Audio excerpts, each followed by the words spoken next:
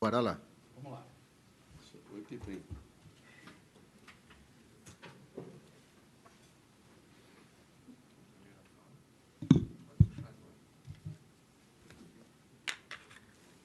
Estamos na hora, Eduardo.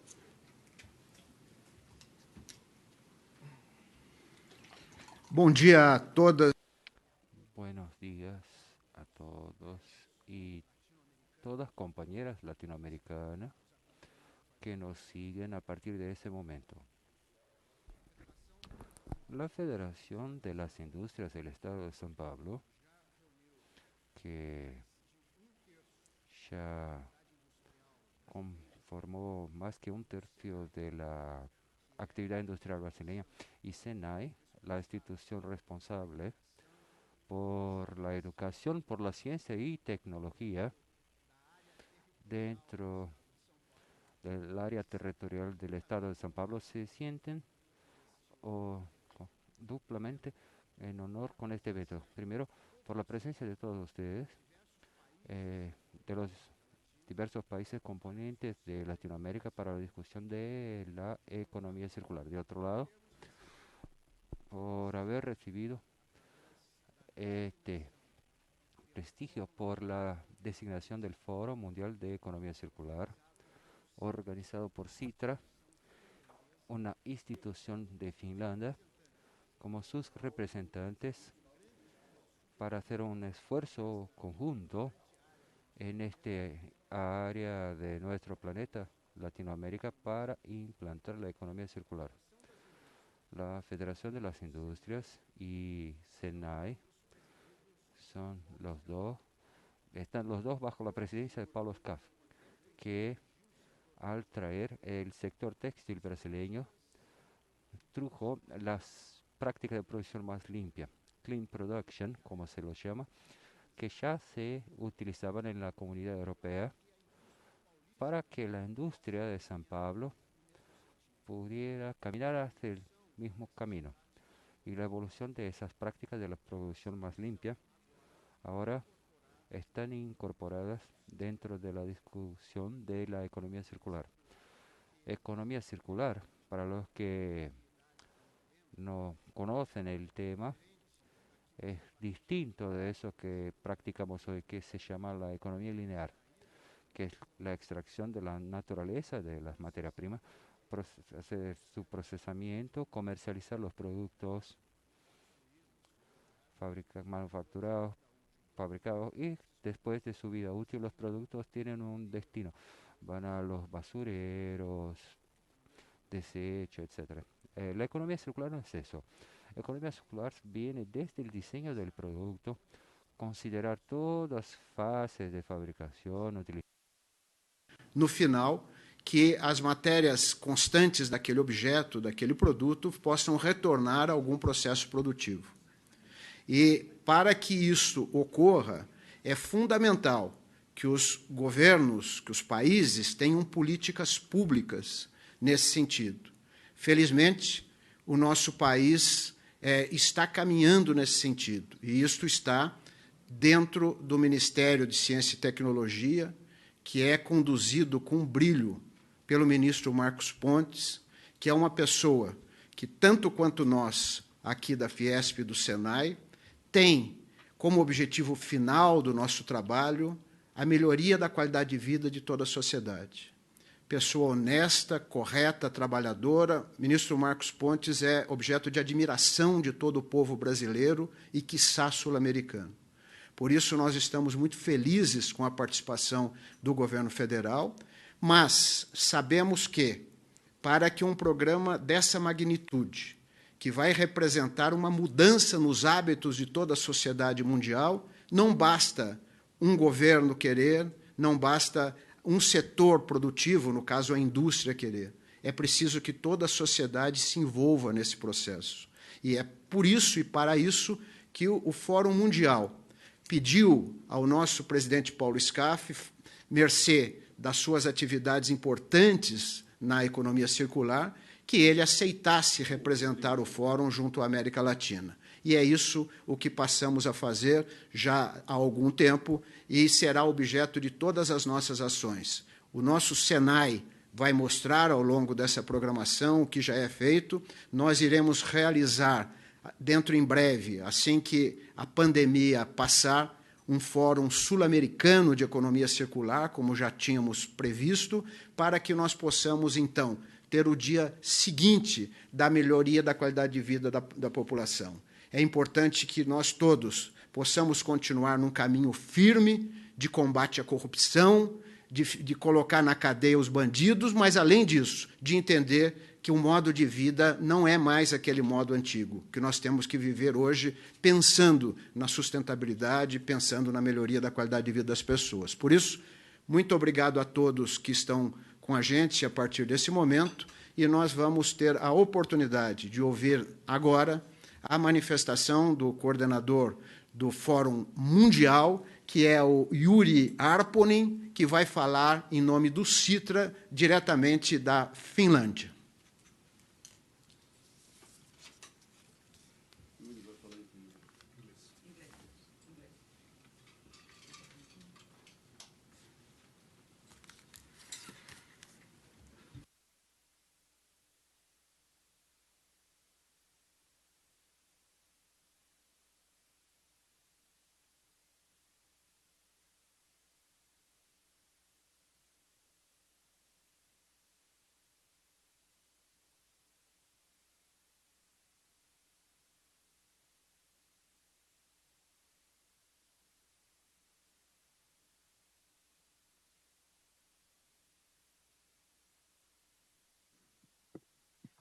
Your Excellencies, ladies and gentlemen, it's a great pleasure to join you as a speaker in this World Circular Economy Forum side event, Building a Circular Economy in Latin America.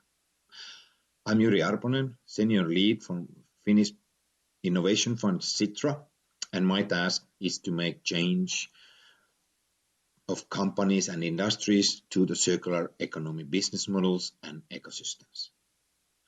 I had the great pleasure to visit Sao Paulo and be a guest of a SENAI and FIESP a year ago, and I was very impressed to see these organizations, people, companies and stakeholders, that they are so engaged with the circular economy and building more sustainable future.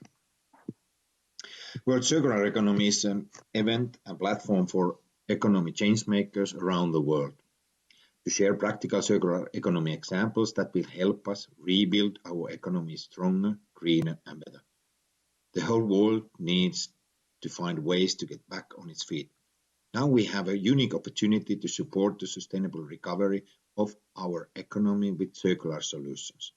WCEFonline will dive into why and how circular economy can help reboot and build resilience in the economy.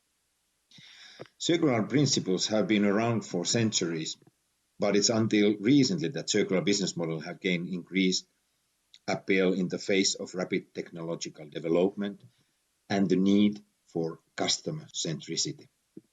The circular economy offers an advantage to all industries compared to the linear value chain in terms of addressing inefficiencies and untapped value potential as well.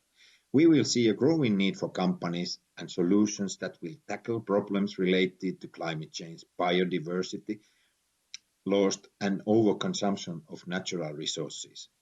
This means that the transition towards circular economy is not only inevitable, but at the same time it offers growing business opportunities. A successful transition towards circular business requires a considerable shift in capabilities, mindset, and collaboration, because companies will have to adapt their products and solution design and continuously engage with their customers and ecosystem partners. The big change in industrial culture and mindset is therefore needed, shifting the focus from production to customer and maximizing the value of existing product, while decoupling the value creation from resource consumption. COVID-19 has exposed how fragile our businesses and societies are. The pandemic and economic slowdown provide a chance for companies to reflect and assess how they've been affected and how they can be more resilient against future disruptions. The circular economy provides different lenses through which business leaders can assess the risk and opportunities associated with their resource dependence, mitigate the climate change, as well move to the new approaches in design, procurement, performance, monitoring, risk management, and above all, decision making. Sustainability in all dimensions has to go hand in hand, meaning ecological, economical, and social sustainability. 2020 is a decade of ecological reconstruction, and now it's time for circular economy to spin for big business. I wish you an excellent event and give you all the regards from Finland. And thank you very much. Bye-bye. Agradecemos ao Juri Arponen, que é o líder do Sitra, essa instituição finlandesa que dirige o Fórum Mundial de Economia Circular, que sempre está presente com a FIESP e o SENAI para nos auxiliar nessa missão importante de contribuirmos para o desenvolvimento do tema dentro da América Latina. E agora, com muita alegria e muita honra, receberemos a presença, ouviremos as palavras do nosso sempre querido ministro de Ciência, Tecnologia e Inovações, Marcos Pontes.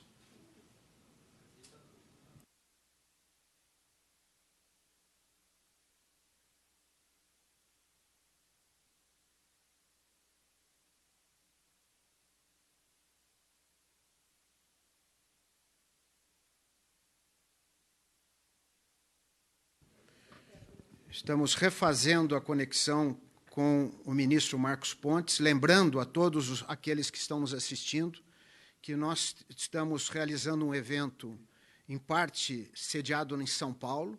Essa apresentação inicial está em São Paulo.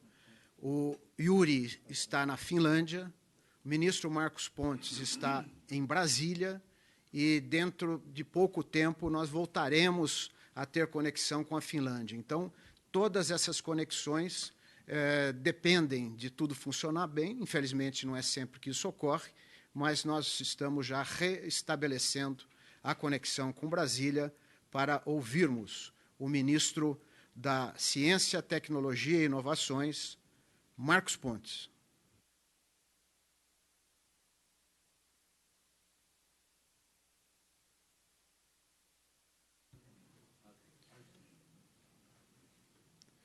Lembrando ainda que, terminada essa apresentação inicial, nós teremos o link direto com um painel que estará ocorrendo ao vivo na Finlândia e que também terá, tanto quanto teve a fala do representante do Sitra, o Juri, tradução simultânea. Sistema.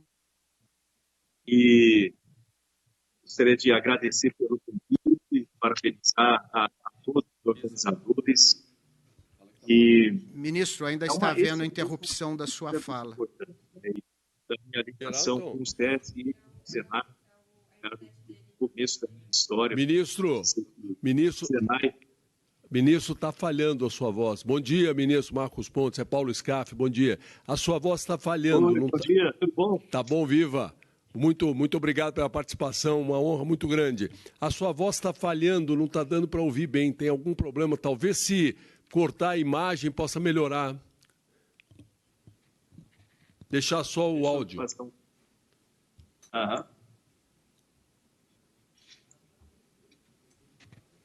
Ok, confirma como é que me ouve agora. Agora melhorou. Ótimo, excelente. Então,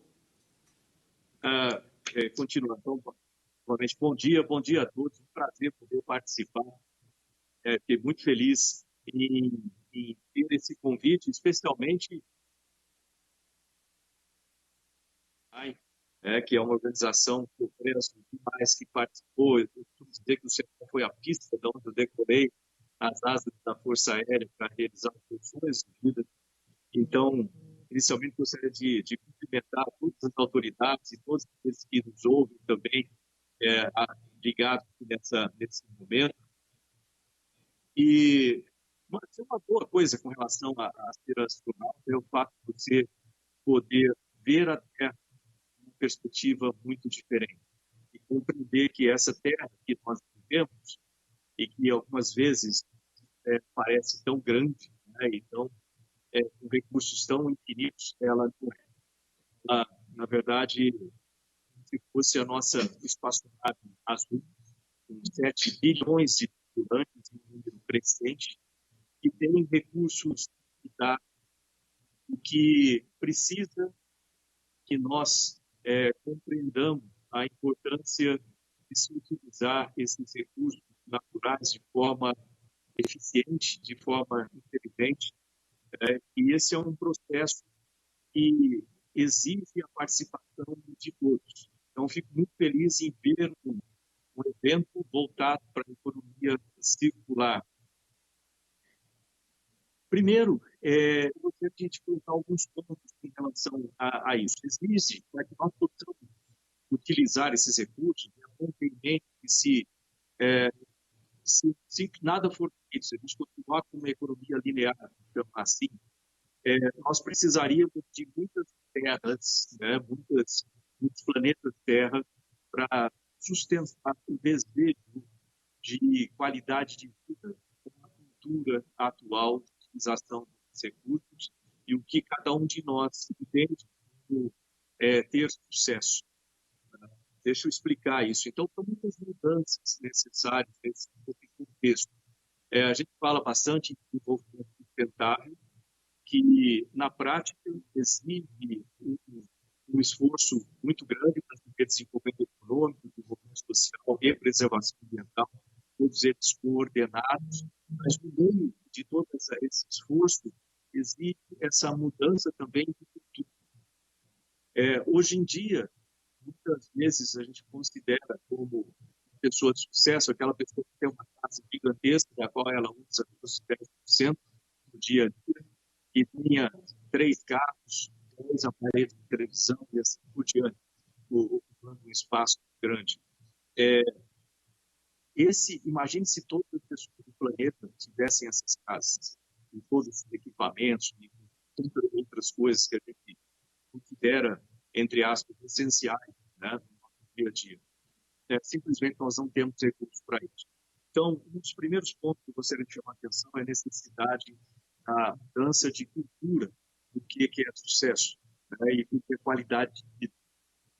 É muito possível se ter qualidade de vida num ambiente menor, numa casa mais reduzida, com equipamentos mais reduzidos e com um compartilhamento de áreas, com compartilhamento de infraestrutura.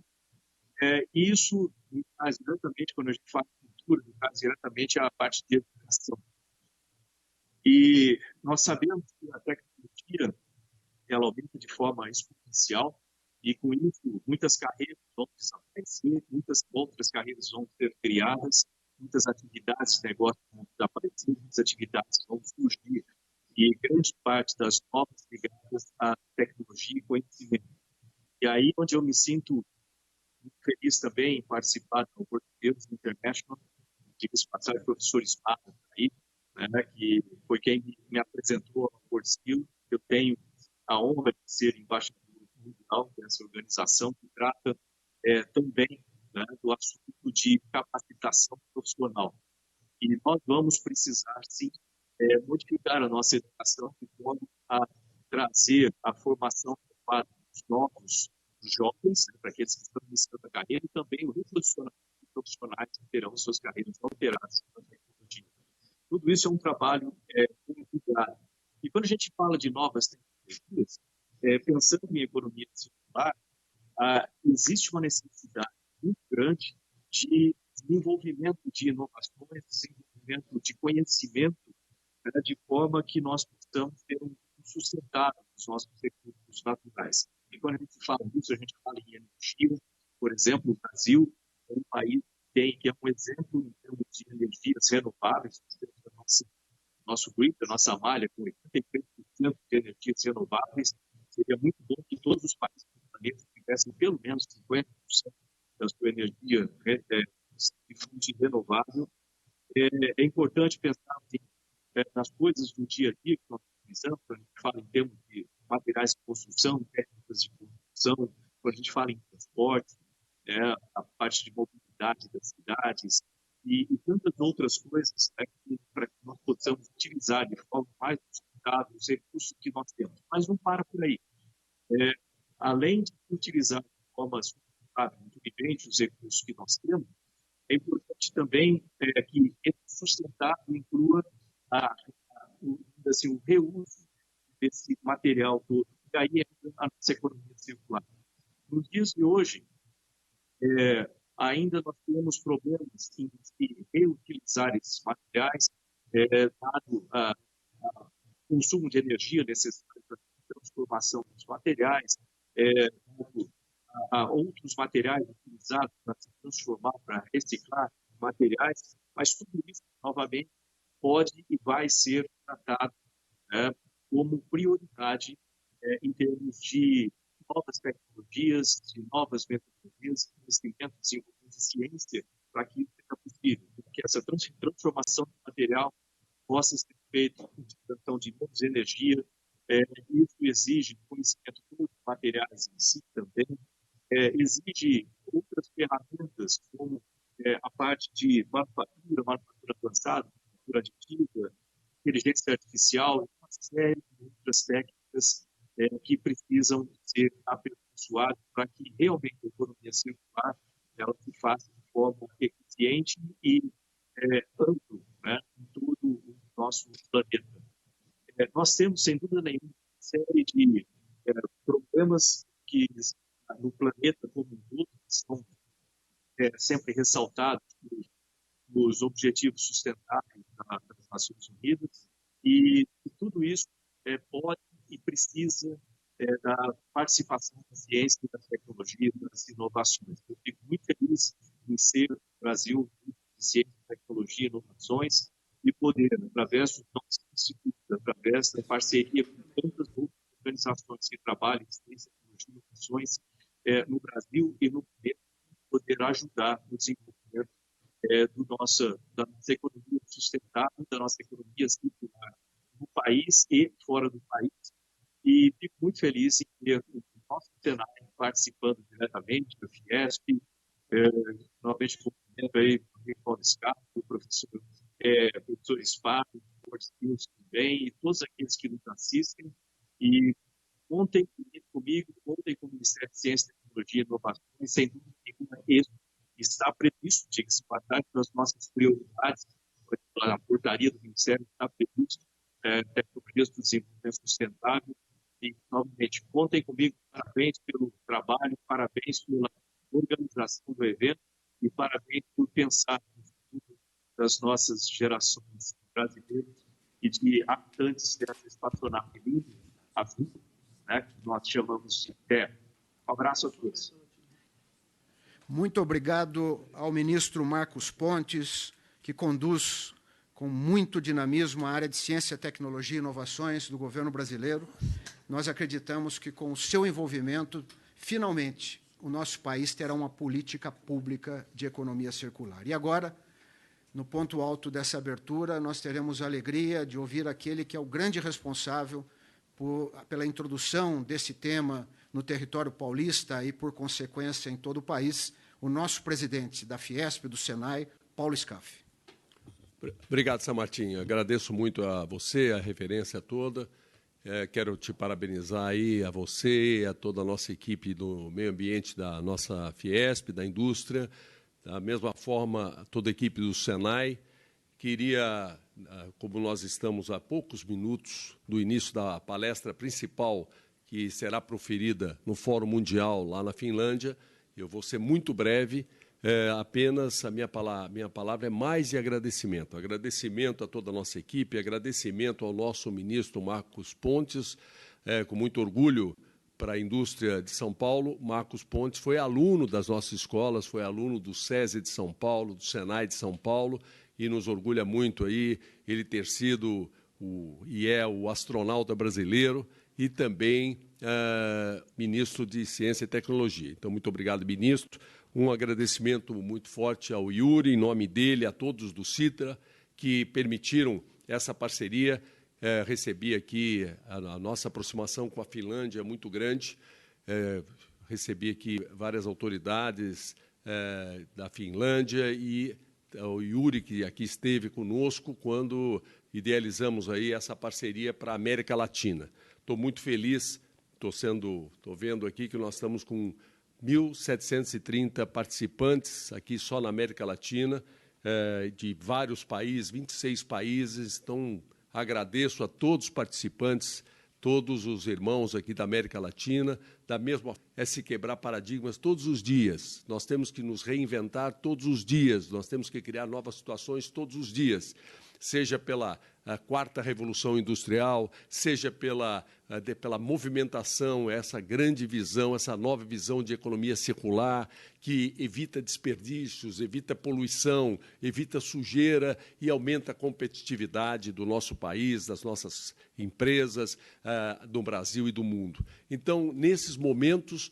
nada melhor do que um encontro como esse, um encontro onde nós vamos ouvir pessoas que estão mais ligadas no mundo. A Finlândia tem sido grande parceira nas questões do meio ambiente, grande parceira nas questões da economia, grande parceira nas questões da educação, que são coisas que nós valorizamos muito. Então, um agradecimento muito grande à Finlândia e a todos, autoridades e empresários e a todos que fazem o dia a dia desse país moderno, esse país que nós admiramos e respeitamos.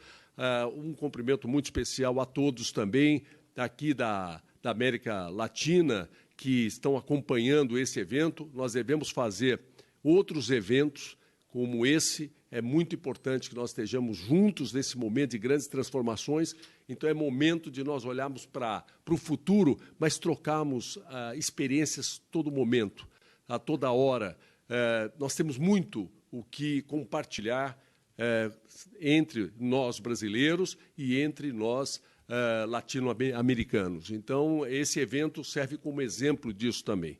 Então, eu encerro aqui apenas desejando que todos aproveitem o máximo, dizendo que nós estaremos sempre aqui na FIESP com braços e o coração abertos para que a gente trabalhe em conjunto e que a gente enfrente esses momentos, esses novos momentos de grandes, rápidas transformações que nos obriga a estar sempre prevendo e fazendo as coisas, buscando aí sempre um dia seguinte melhor, um futuro melhor. Nesse sentido, eu fico muito feliz com esse evento de hoje. Mais uma vez, parabenizo a todos, desejando que todos aproveitem da melhor forma. Considerando que são 9 horas e às 9 horas inicia-se a palestra principal na Finlândia, eu encerro aqui desejando aí um ótimo dia a todos. Muito obrigado a todos.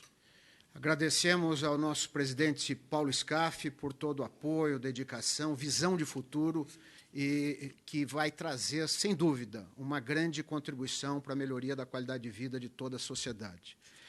Apenas nesses segundos que faltam para iniciar a palestra lá na Finlândia, nós queremos lembrar que essa palestra ela se iniciará às 9 horas e terminará às 10 horas e 15 sobre design e economia circular.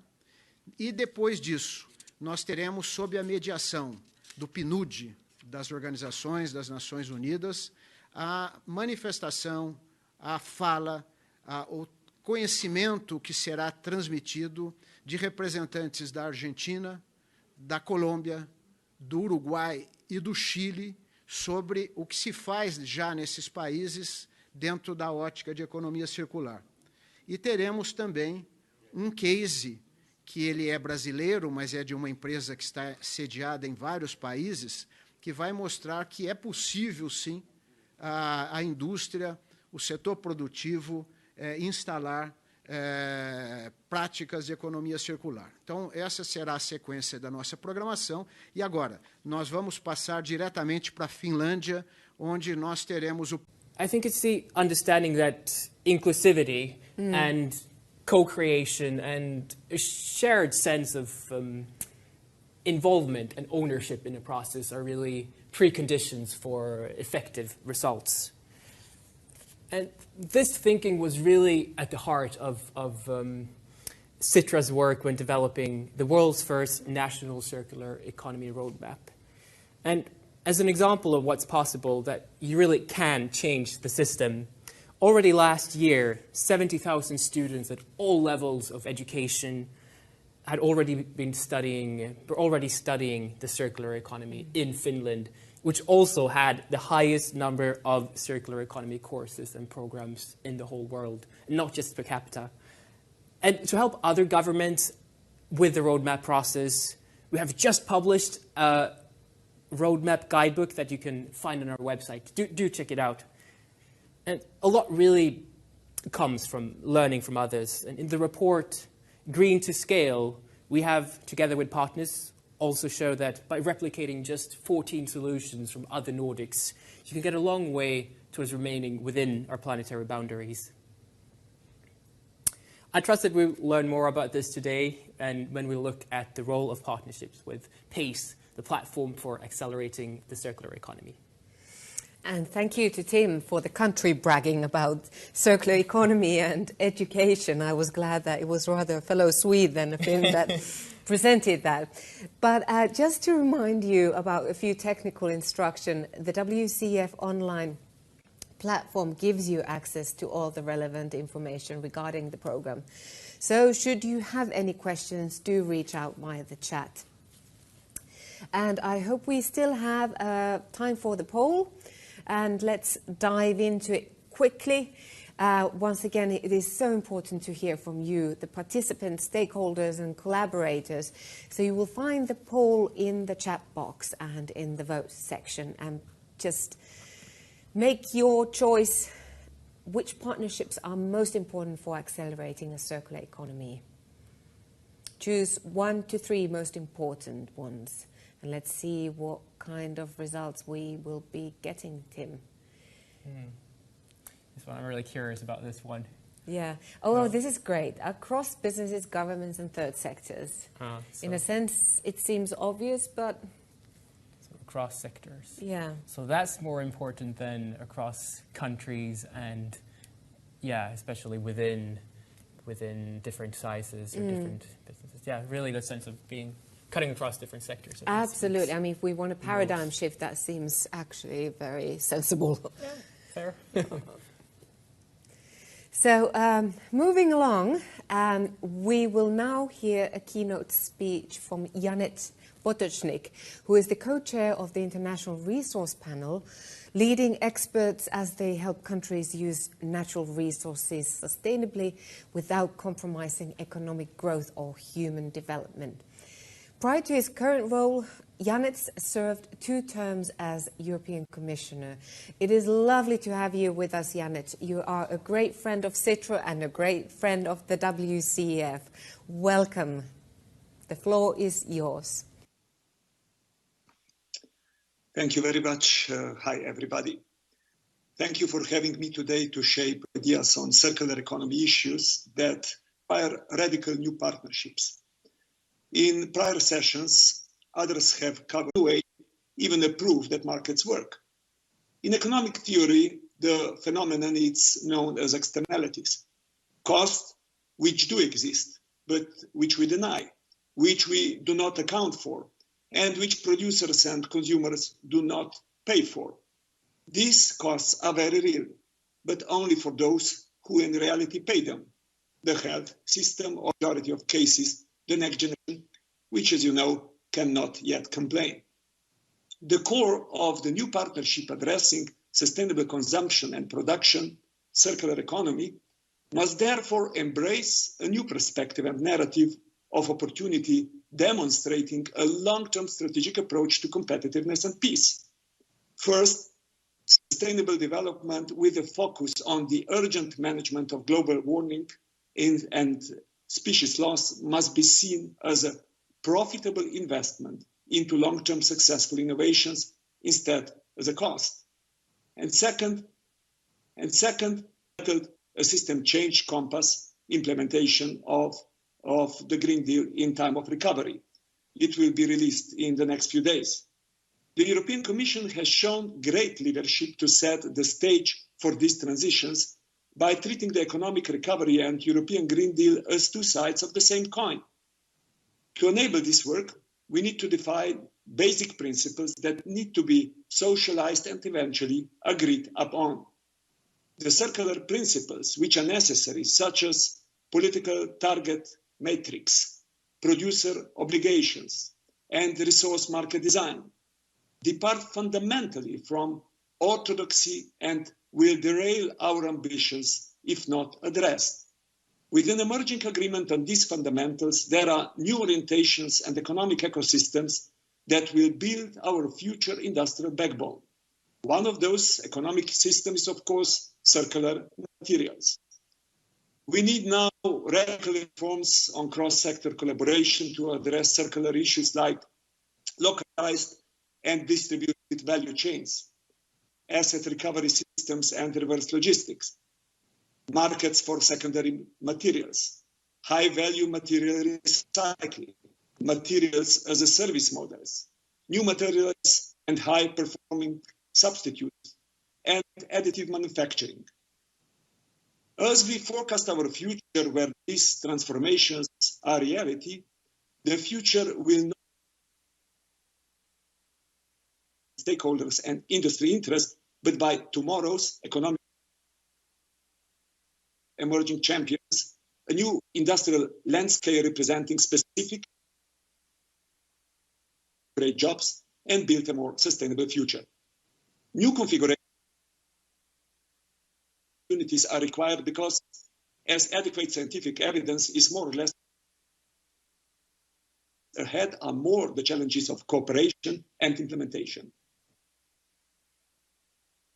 Agreements are guiding force, a North Star, if you like, by not the only way to drive the change. As the world becomes more,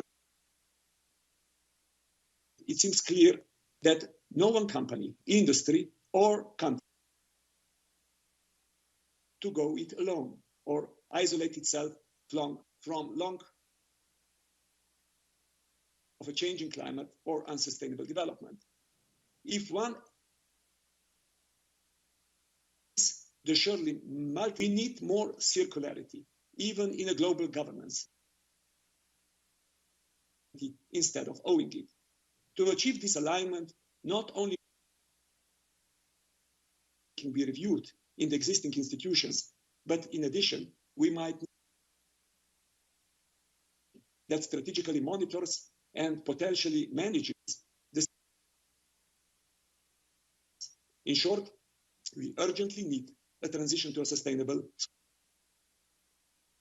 We need more creative action through collaboration, through self-interest. And if this makes sense, Guy McPherson, if you think that environment or your health, breath while counting your money. Ladies and gentlemen, together, I'm sure we can do it. Thank you for your attention. I'm looking forward to the discussions and even more to actions which would follow. Now back to the studio. Thank you so much, Janec, and thank you for your sharp points again. I'm afraid we lost a little bit of your voice in the end, but we did pick up some of the major points, obviously, in the beginning. And thank you for once again reminding us that natural capital has not been valued and the kind of new market mechanisms that we would need in order for this to be a true paradigm shift. Also, you touched upon the collaboration of how to scale up, what is the best way to scale up circular solution? It is the collaboration between circular innovators and industry leaders. So thank you once again, Janec. I think that is indeed the word here. we have to work on this together. And saying that, do reach out to others in the audience if anything catches your interest. And if you, also, this whole session is about partnership. So keep that in mind for the last 2 sessions. We challenge you to that. At the same time, and I think this is also about diversity, that we need different types of partnerships, and we need many different types of partnerships. And we'll look more into that in this session. So it's about time that we dig deeper into the session held by the Platform for Accelerating the Circular Economy. And I'm really delighted to introduce the Global Director of PACE, David McGinty. Thank you, everyone. It's great to be here with you today. And Giannis, it's great to have you and IRP as part of PACE's 85-plus leaders who are accelerating the adoption of the circular economy. With frontrunners like Giannis and Ella MacArthur and those joining us in the event today, our teams have been working during 2020 to develop the first global circular economy call to action, which is a clear set of agreed-upon priorities for circular economy action that should be taken forward by any current or emerging leader. So you can follow us at Pace Circular on Twitter, or check us out on LinkedIn to learn more as this is launched over the coming months. But today we have with us an amazing group of thought leaders and doers to discuss some of these priority actions, what they are doing, and where they need to join hands with you to realize the societal impacts we all seek. So first, we'll have a panel discussion focusing on specific actions and priorities, hosted by today's facilitator, Steve Schmida, who's the co-founder of Resonance and author of Partner with Purpose. Then after a short video, we'll look at the larger systemic issues, some of those that Giannis has really presented here, and areas for global cooperation. And so as the facilitators mentioned, please do continue to interact in the chat box. And as time allows, we'll try to bring some of those comments and reflections into the discussion. So as we go, Steve, welcome. The floor is yours. Thanks so much, David.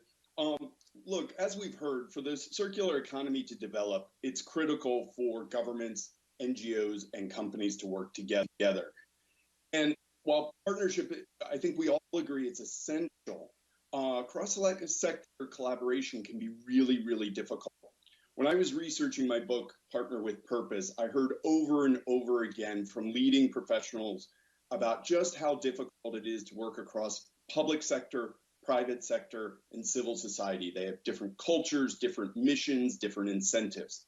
And that's why I'm so thrilled that we are having this conversation today. We are going to hear from some amazing leaders on the front lines of the circular economy about the importance of partnerships and examples of successful collaboration. And I'm honored to introduce today's panelists. First, we have Bonnie Glick. She is the Deputy Administrator of the U.S. Agency for International Development. By Dimitri DeVries, he is the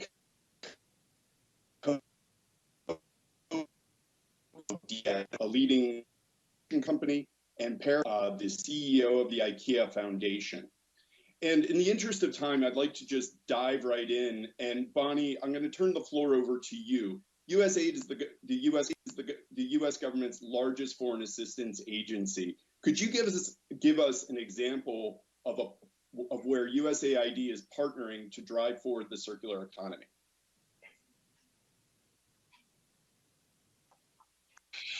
Steve, thank you so much, and I'm so glad you asked that question.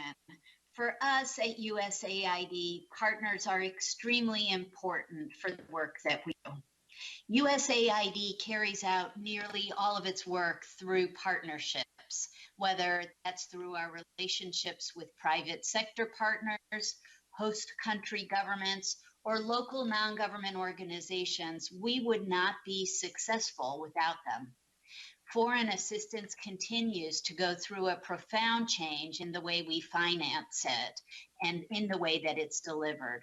All funding across all donors combined is dwarfed by the resources that couples of partnerships, particularly those that are relevant to circular economy approaches. So I'll start with a program that's committed to reducing poverty, improving food security, and empowering women. It's called the ASELI program, ASELI Africa.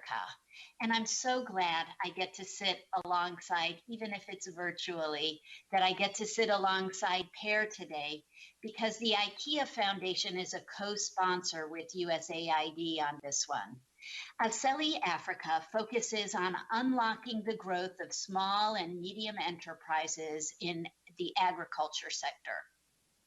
SMEs contribute more than 60% of agriculture production and trade in Africa, but they face upwards of $65 billion in an annual investment gap. These challenges can't be addressed alone, so the ASELI approach has been designed by many partners to use evidence-based, innovative financial tools.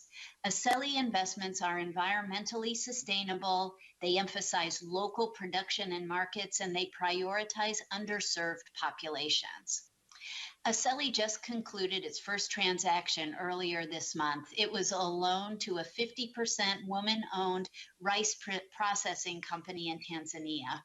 Reaching farmer cooperatives and SMEs in East Africa is strongly aligned to the U.S. government's Feed the Schools, community groups, companies, and the informal sector to form systems of waste management in the countries where we work. Additionally, in June of this year, we signed a memorandum of understanding with the Alliance to End Plastic Waste. Together, we plan to deploy innovative local technologies, infrastructure, and business models to improve waste management and recycling in cities and communities at the heart of the ocean pollution crisis. As you can see, the partnerships we forge help communities in target countries solve their own development challenges as part of what we call the journey to self-reliance. USAID knows that the private sector is the engine in driving this self-reliance and economic growth that'll bring us closer to the day when our foreign assistance is no longer necessary. Thank you so much, Bonnie. Dimitri, I'd like to turn to you. We've just heard from Bonnie from the development agency perspective. Why don't you weigh in? DSM's been out on the forefront of these issues. Would love to hear about a successful collaboration in circular from DSM. Steve, thanks very much, and hi everyone. The partnership will be the name of the game. I think we as DSM, we stand for merging people, planet, and profit interests. And by doing so, these elements are complex to approach, and therefore partnerships are absolutely needed. You can't do it all yourself. Maybe in the past, DSM of the past, we thought that we could do everything ourselves, right? I mean, we developed, we innovate, and what was coming from our lab was always the best.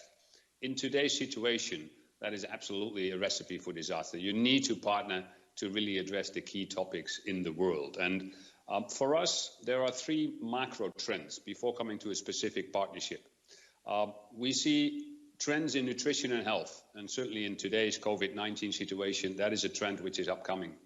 Certain is the climate and energy transition, and we see that happening all the way. And the third element is what we call resources and circularity.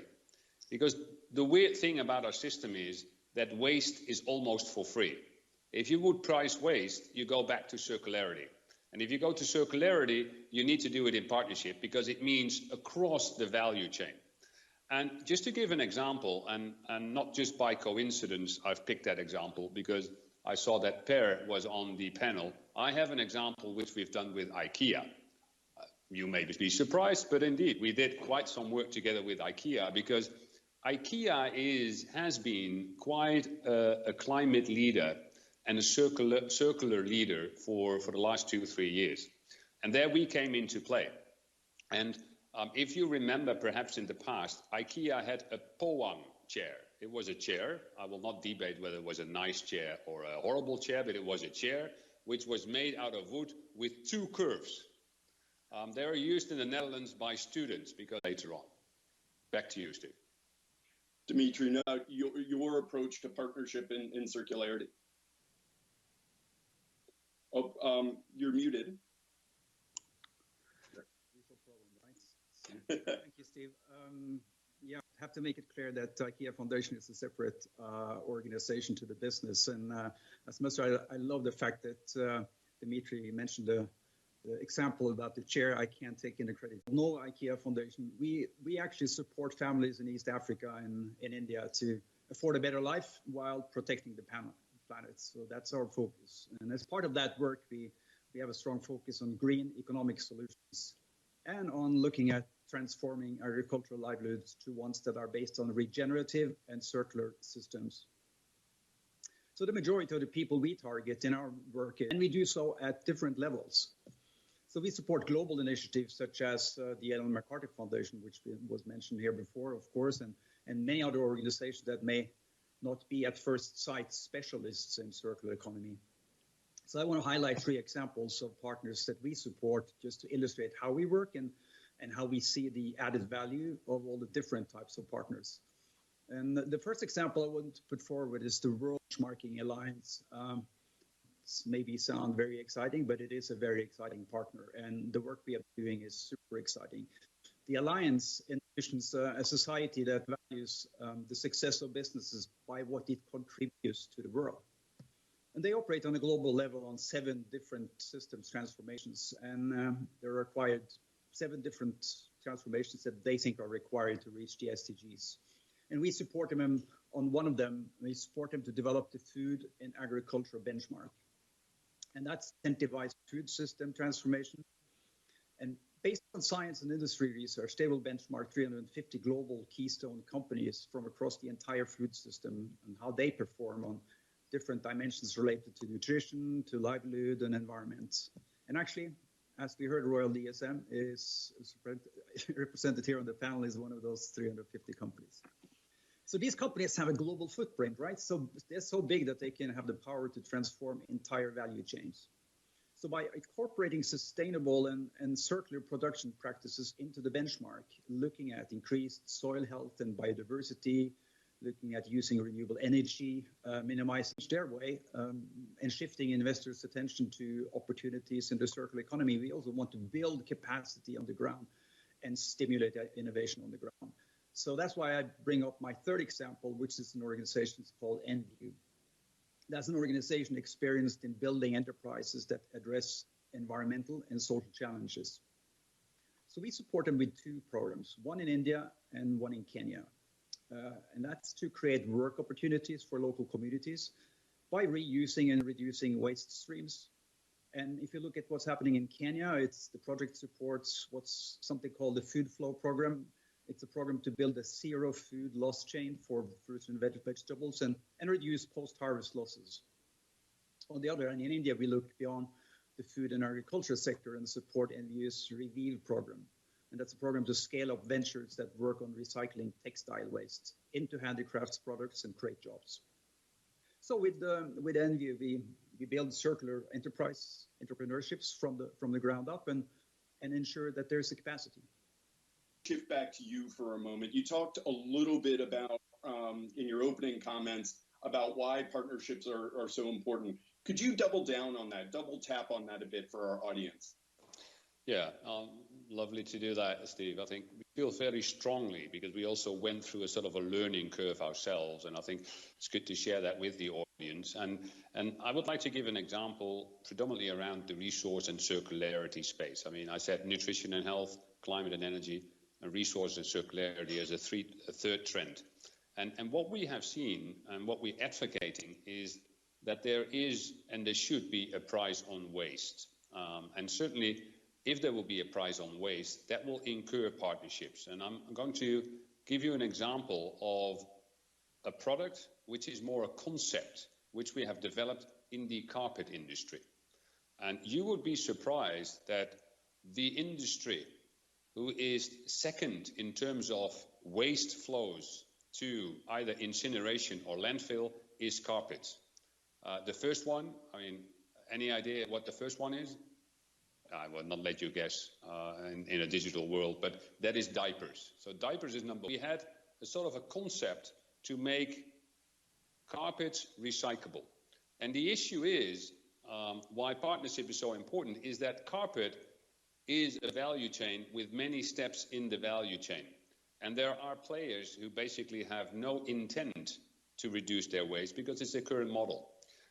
You need to work with designers because carpets have 11 different layers, a glue, a backsheet, a top coat, and they all being worked together. And the problem with the circularity around carpets is because all these 11 layers are different polymers and therefore very difficult to make circular.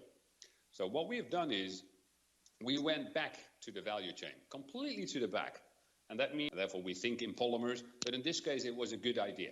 Suppliers, to make them one polymer, we needed to go to the carpet manufacturers to explain that they should have 11 layers, but that they should have 11 layers based on one polymer.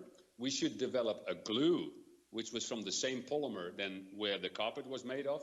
So we really went through all these steps in the value chain, and we've launched 2 years ago a product which was called Niaga.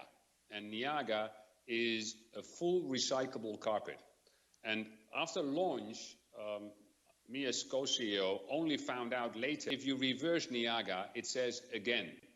It's again and again and again. I thought that was a nice marketing concept, that Niaga is again and again. But it's exactly the concept about reusing what you have.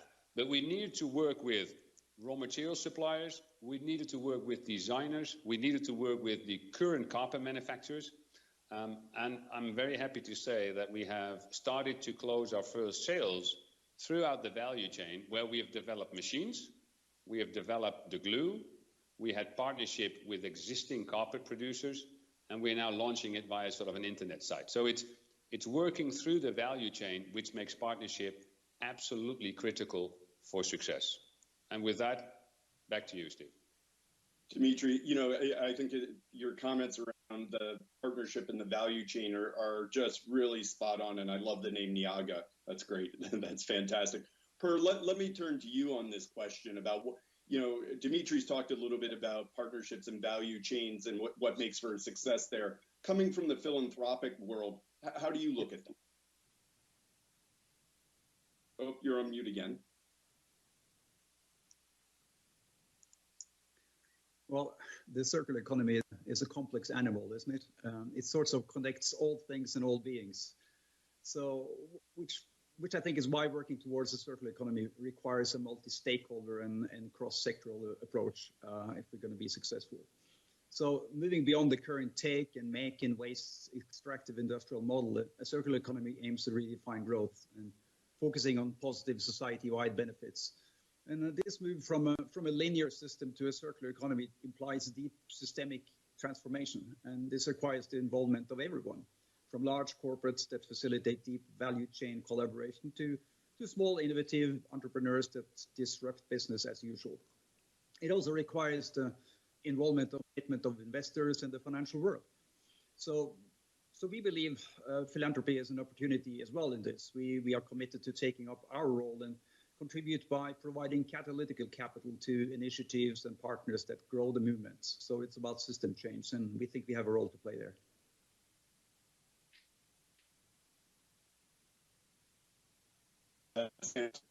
Over to you, Bob.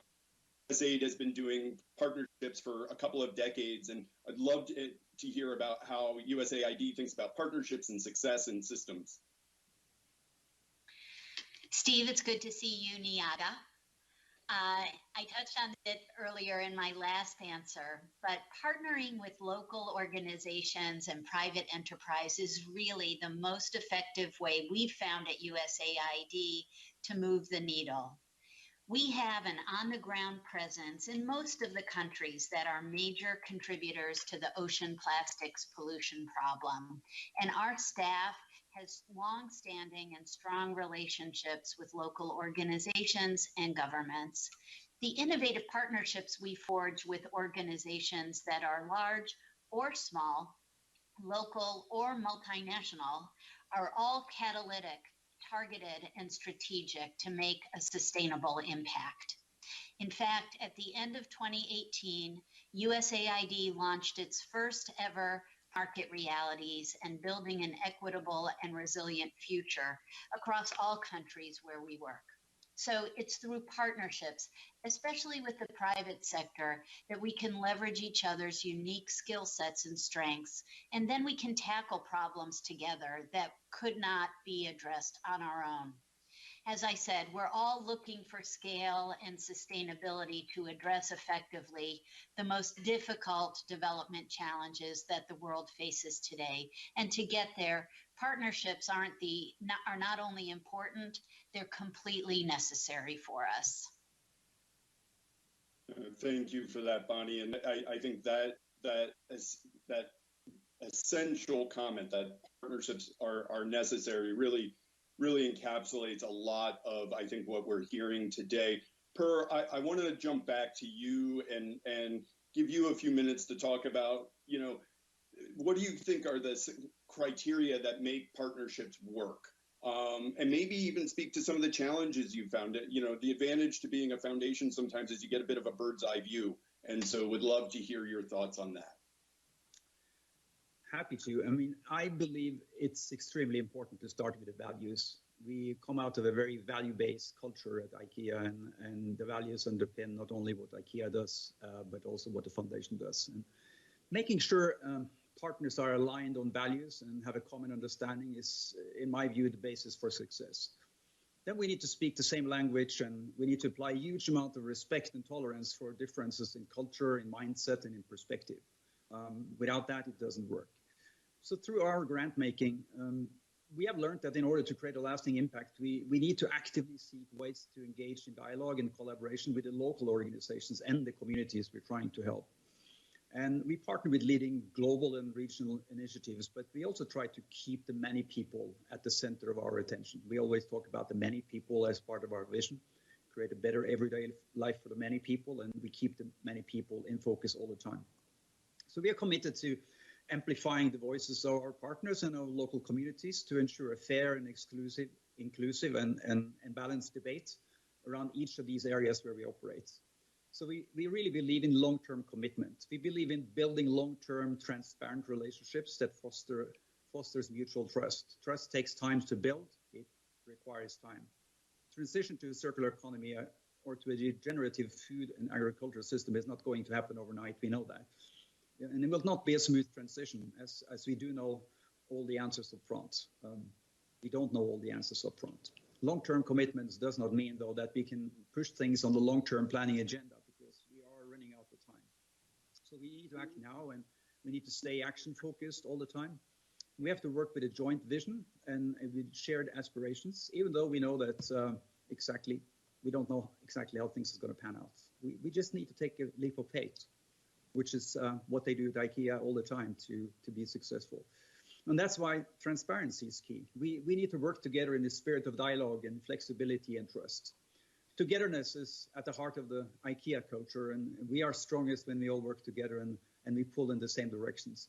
So basically, we need to be massively optimistic that it's possible to change the system for people and planet to thrive together. Thank you. Thank you, Per. Dimitri, I want to turn to you for a moment. As you built these partnerships in the value chain, in the Niaga value chain, trust and transparency must have been a real challenge, because you're dealing with firms that probably also in some ways competed with one another. How did DSM overcome that? Yeah, hi, Steve. Yeah, that is an absolutely key question. And we basically have a sort of a 3C model. It stands for caring and it stands for collaboration. And if it's 2 out of 3, the partnership will fail. It should all 3. So let's start with courageous. And I think building on what Per said, it's exactly music in my ear, because it's sanity checking on what we do on the 3 Cs. If you are not courageous in building a dream together to do something which is a bit out of boundary for the partnership, if you do incremental stuff in partnership, it will fail, because then self-interest will prevail. So you need to have a sort of a common dream where lots of people will say, are you crazy? This is impossible. Then partnership thrives, because then basically together you can make it work. So I would call this courageous dream, vision, common goals is one. Secondly, the caring part. And there trust and transparency come in. and we call that in our business, if you don't have an open book relationship, partnership is not going to fly if you want to change the value chain. If you're basically only sharing part of the information because you want to withhold a bit of the benefits yourself, it's going to fail. Because if everybody does that 10 times benefits needs to be shared to make it work. So for us, the caring part has to do with care about each other and therefore be extremely transparent, which I have to say within DSM, we also made our mistakes because people were already commercially thinking on their bit in the whole value chain. If that's the case, it's a recipe for failure. The third one is collaboration. If one partner is benefiting more than the other, it will fail over time. Maybe in the beginning, it's good enough to get a kick started, but if the one is benefiting more, it will not work. So you need to have this transparency, you need to have this dream together, and it needs to benefit partners on the short and the long run. And with that, back to you, Steve. No, I love the 3 C's: courageous, caring, and collaboration. I think that's that's such a great way of encapsulating, I think, what has to drive these types of partnerships, especially when you have competing interests. Ani, I give you just an opportunity to comment as well. USAID, operates in 80 countries. How do you tackle some of the development needs? From our point of view, a successful partnership results when our private sector partners realize a clear commercial benefit from engagement with us, and that commercial benefit supports a clear development impact that we care about. The examples that I referenced earlier demonstrate these types of successes through this shared value approach. Through that, we can achieve sustainability and scaled impact. But most importantly, measuring impact, adapting, and learning from past partnerships is the key to success. In a new study that USAID is due to release very soon, we analyzed partnerships 2 or more years after USAID funding ended. We found out that partnerships that use market-oriented approaches are more impactful and sustainable than those that don't. Market-oriented partnerships have results that are more likely to be sustainable because they establish links to markets and new customer bases. The case is strong for USAID and other donors. Partnerships with the private sector about sustainable results and foster self-reliance. And I'd be remiss if I didn't mention that all successful partnerships need to have shared ethics and values, which for us includes upholding responsible business practices, environmental protection, and respect for human rights. The U.S. Department of State and USAID recently launched the COVID-19 Private Sector Engagement and Partnership Fund to strengthen the efforts of the private sector and to bolster our ongoing response efforts, helping the world's most vulnerable people overcome the devastation that's been inflicted by the COVID-19 pandemic. So I'll have a little bit of a commercial here and say that I encourage firms to apply to the fund with their innovative ideas, because it's through those that we'll be able to continue to make a difference. Bonnie, thank you so much. It sounds like there's an opportunity on the table for those listening in. Bonnie, Per, Dimitri, I want to thank you all for your time today. This has been just a fantastic conversation, and I'm going to turn it over very quickly back to David, and who's going to take us through the next phase of our discussion today. Excellent. Yeah, thank you all for and your continued commitments to raise the bar for us all. Just to bring in a couple of comments from the audience. There's been some comments going on around innovation and the role of innovators and disruptors, as well as individuals and their role in partnerships. And just a couple of reflections from our engagements with a lot of CEOs and ministers and how they're thinking about that. One is on the innovation side, what I found really interesting in the last year was how many CEOs we meet with who talk about circular economy as an innovation opportunity and an employee engagement opportunity. So they're finding their employees are excited because this is something new, it's bold, it's ambitious, and kind of being able to create some energy around, even with parts of their company that might not necessarily always be part of the cutting edge of the business, who are afraid of innovation. They kind of want the disruption, and then they want to get there first and kind of win on their capabilities to deliver. And the final comment a little bit on the individuals is some of the things that we've been thinking about are really individuals on three levels. There's individuals as leaders. We talk about that a lot. We're a platform of CEOs and ministers, but there's local leadership as well. And so in the partnership realm especially, there is the global leader who can set an ambition and a vision and keep the drumbeat moving on a project. And certainly in circular economy, you need that. But you need the local leader to contextualize and to drive home the value and the results. The second is on actually design and feedback. So in a good program, I come from a development background and working in innovation and technology, you need both human-centered design along with feedback loops to make sure that the innovations you're introducing are continually improved over time. And I usually would say, if you have an original idea and it seems innovative, if it looks the same within a year, it wasn't innovative or it should fail.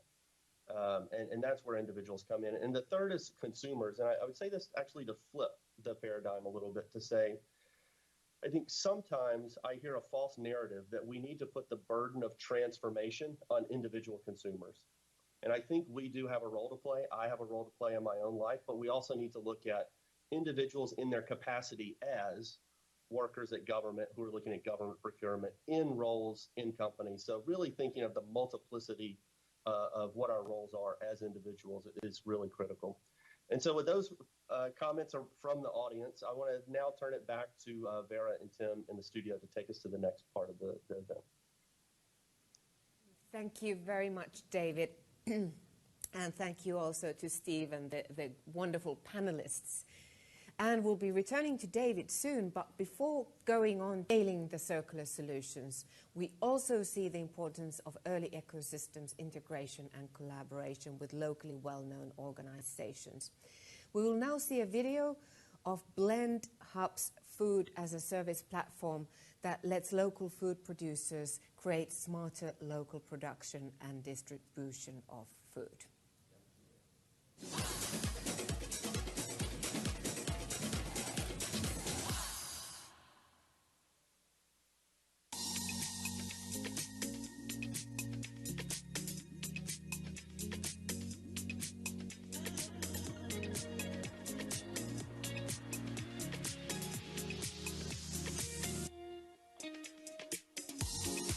Blend Hub is deploying the world's first multi-localized network of food production hubs, controlled by a unique cloud-based digitized food quality software, Chemometric Brain, making it possible to produce safer and cheaper food products anywhere in the world.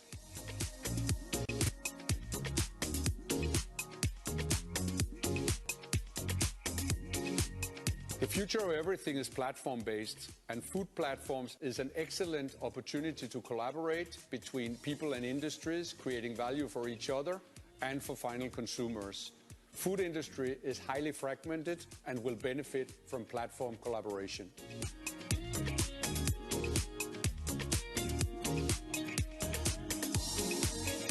Please demand from your food suppliers to adapt to locally produced and digitized supply chains. Using accurate and neutral data will enable all of us to make better decisions and make sure and fast-track the understanding of what we put into our mouth.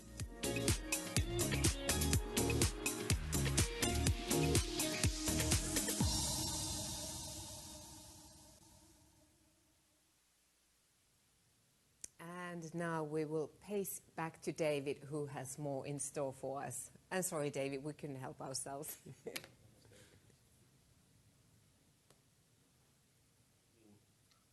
I think the fact these videos and the music and the event has this feel, I think we should all thank Ministers Wilkinson and Van Veldhoven, along with Jyrki at Citra, for really turning lemons into lemonade with the WCF this year and bringing us 3 events with the online version, the event coming in April in the Netherlands, as well as the event next year in Canada. So thank you for that. To follow the discussions, we're going to be joined by Dr. Naoko Ishii, but first, we're going to hear reflections from Lisa Jackson, who is the former head of the U.S. Environmental Protection Agency.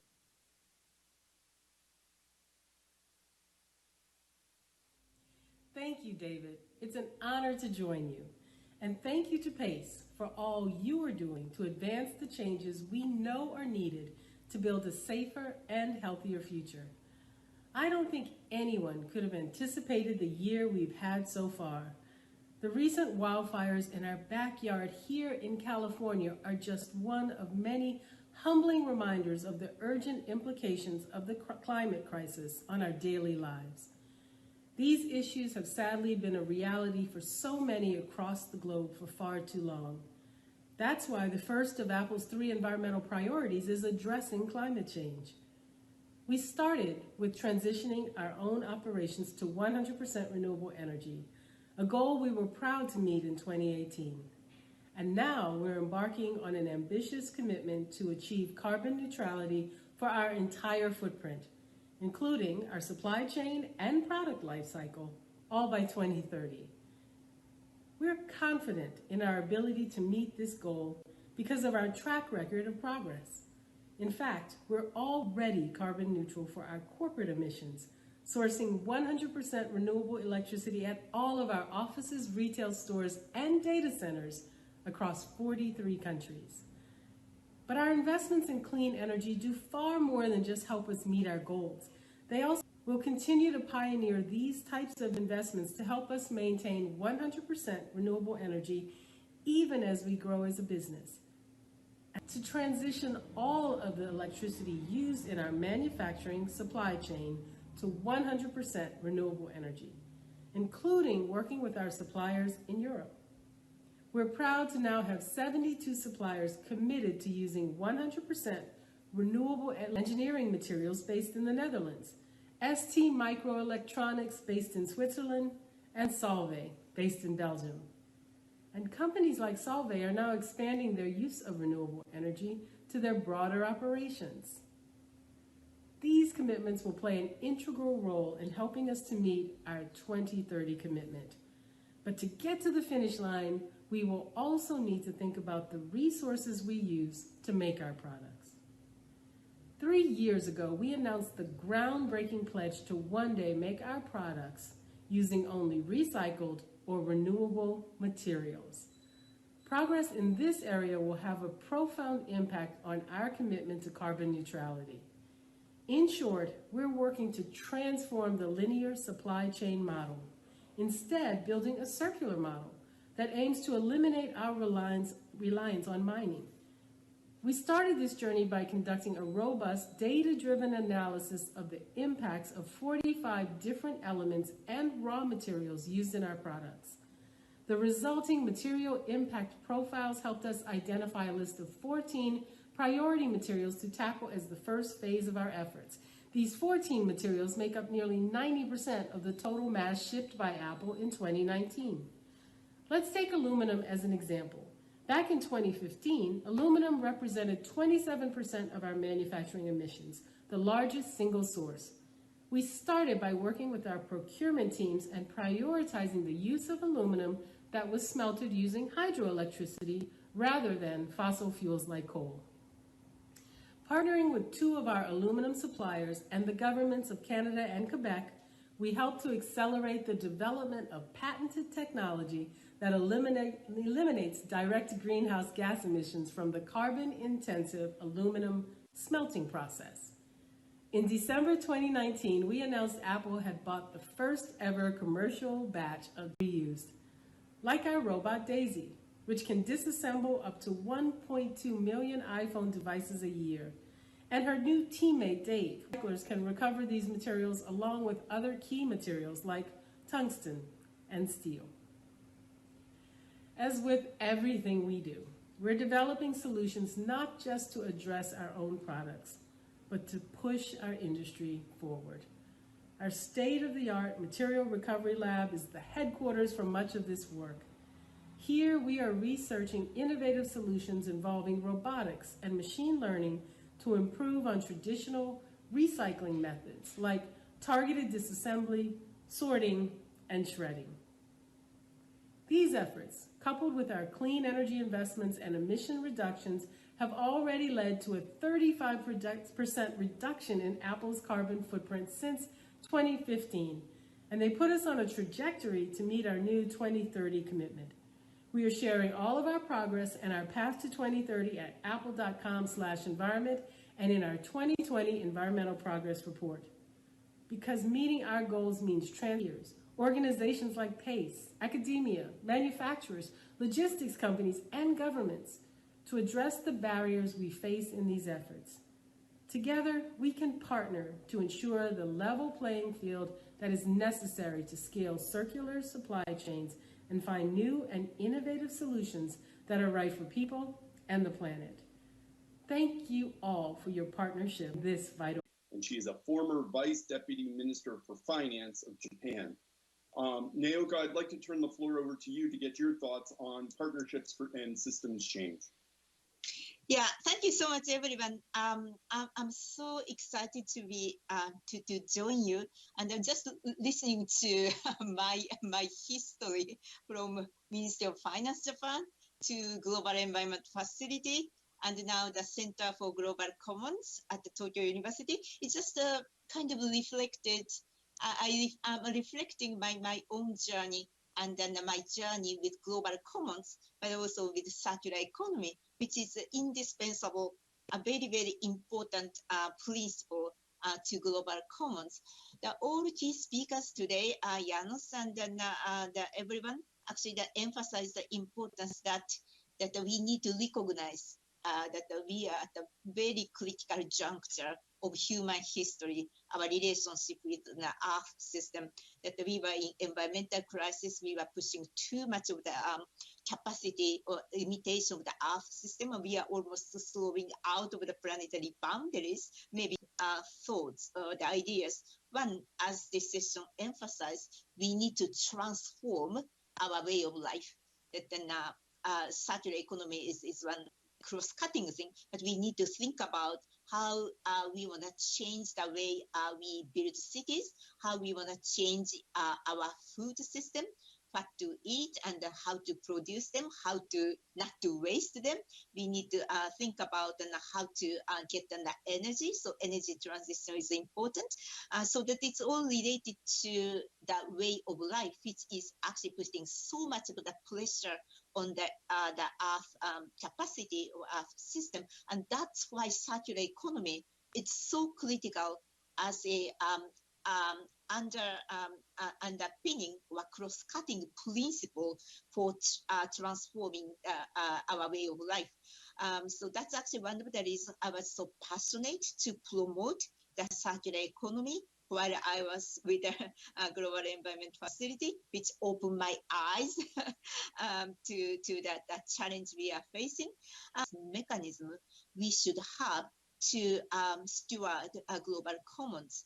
I think that some previous speakers mentioned a little bit about what kind of collaboration, what kind of multi to say that we really need a new way of governing global commons. Global commons, in my terminology, it's a global environmental commons. It's important Earth system, which that globally owned by everybody, but nobody is really responsible. So that unless we find the heroes, that's why we have an ocean acidification or marine plastic issues. So we need to find some way to govern and nurture the global commons. And the circular economy principle is a very important thinking that the principle behind all of those transformation of the system, and also to think about what kind of global previous speaker talk about multi-stakeholder coalition or multi-stakeholder partnership, because everybody by now does understand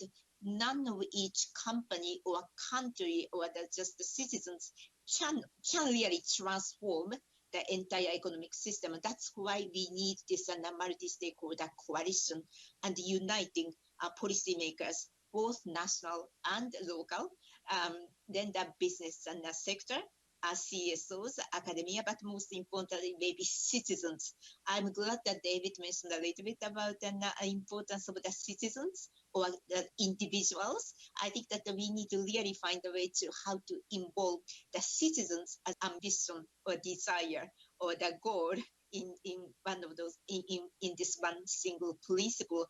It is extremely clear that those are multiple challenges we are facing, and then that it provide a good solution it kind of well the global commons actually with the circularity in principle.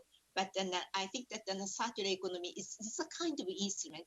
To me, the ultimate goal of the circular economy or promoting circularity is to how to safeguard or how to nurture the global commons, because why circular economy is needed? Because we are pushing so much of the pressure on that global earth system, and we need to find a solution to address that. Circular economy is definitely one of those solutions.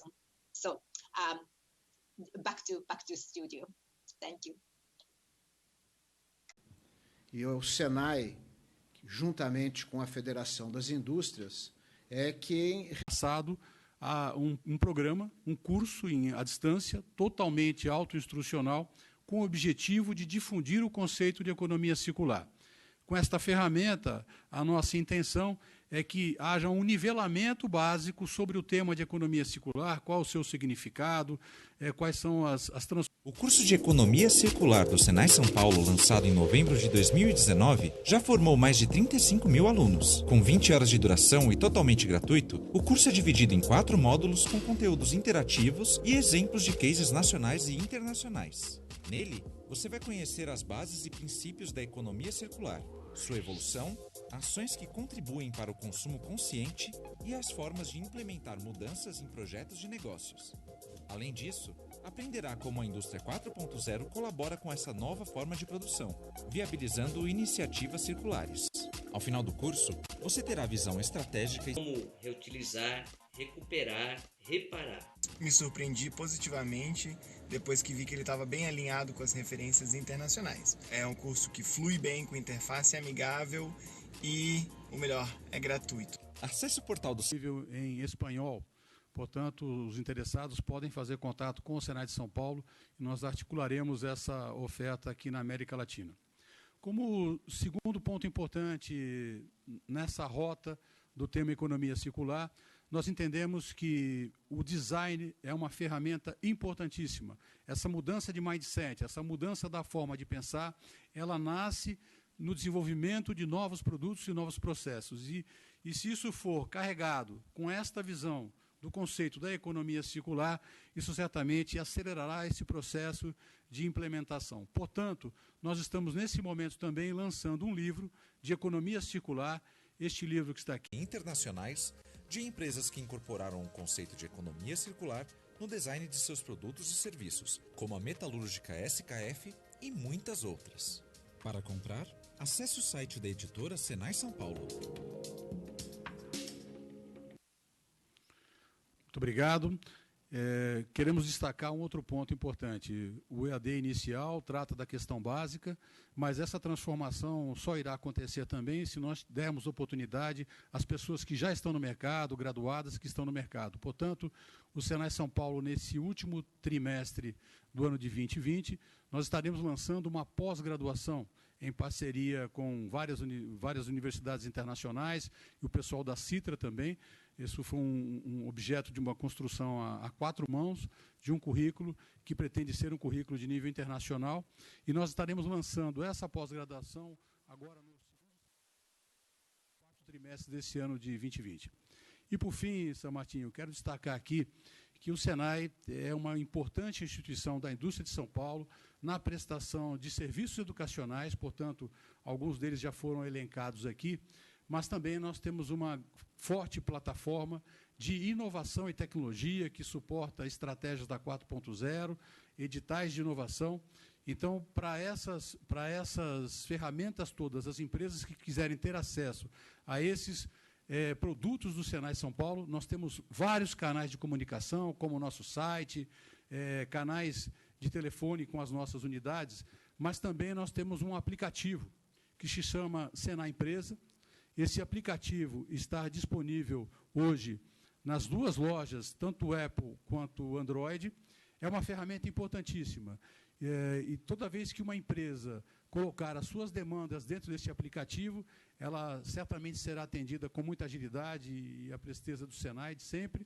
E, além disso, estará nos auxiliando numa análise interna de dados para que a gente tenha e melhore a nossa inteligência de mercado. Então, nós temos estimulado que, principalmente, as empresas usem esta ferramenta, Senai Empresas, como falei anteriormente, disponível hoje nas lojas Android e Apple.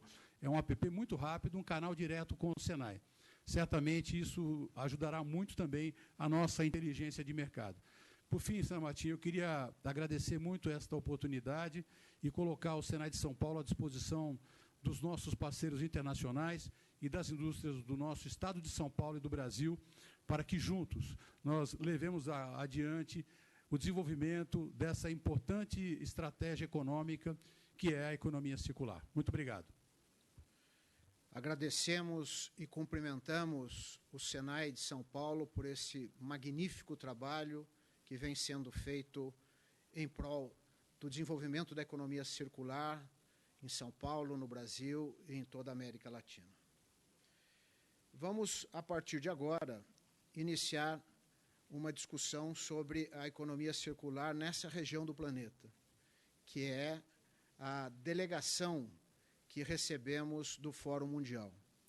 Para isso, nós temos apoio da Organização das Nações Unidas, que, através do PNUD, que é o Programa das Nações Unidas para o Desenvolvimento, nos traz como coordenador desse painel que ora iniciamos, aquele que é responsável pela área de pessoas e prosperidade desse Programa das Nações Unidas, que, para nossa felicidade particular, é um brasileiro, mas é um grande profissional nessa área que irá coordenar o painel que ora se inicia, é o Cristiano Prado, a quem agradecemos pela presença.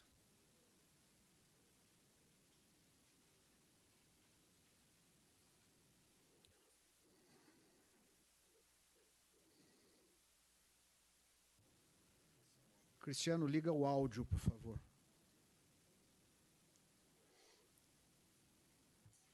Agora não me ouve? Perfeito.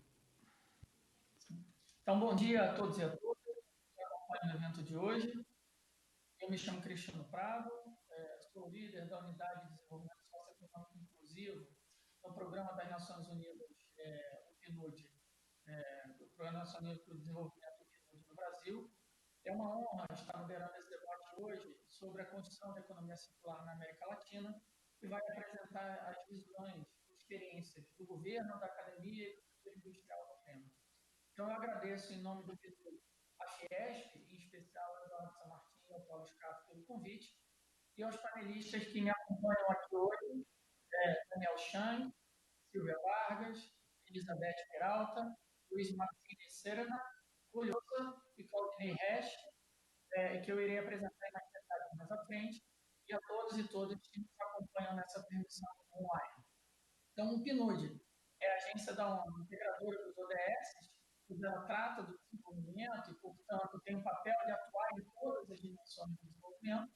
Seu papel é oferecer cooperação técnica para fortalecer capacidades, desenvolver inovações e implementar projetos para que países, através de seu governo e do setor privado, possam avançar mais rápido no próprio desenvolvimento e no caminho da Agenda 2030.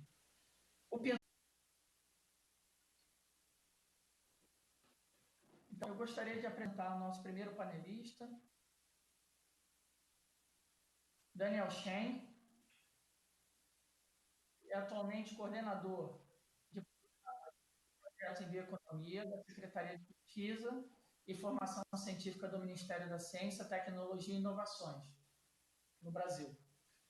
Daniel Chan é economista, formado pela FEA, com especialização em gestão estratégica do meio ambiente pelo IPP de São Paulo e mestre em gestão de conhecimento pela Universidade Federal de Santa Catarina. É fellow da Rede LID, Liderança para o Meio Ambiente e Desenvolvimento. Daniel, bem-vindo.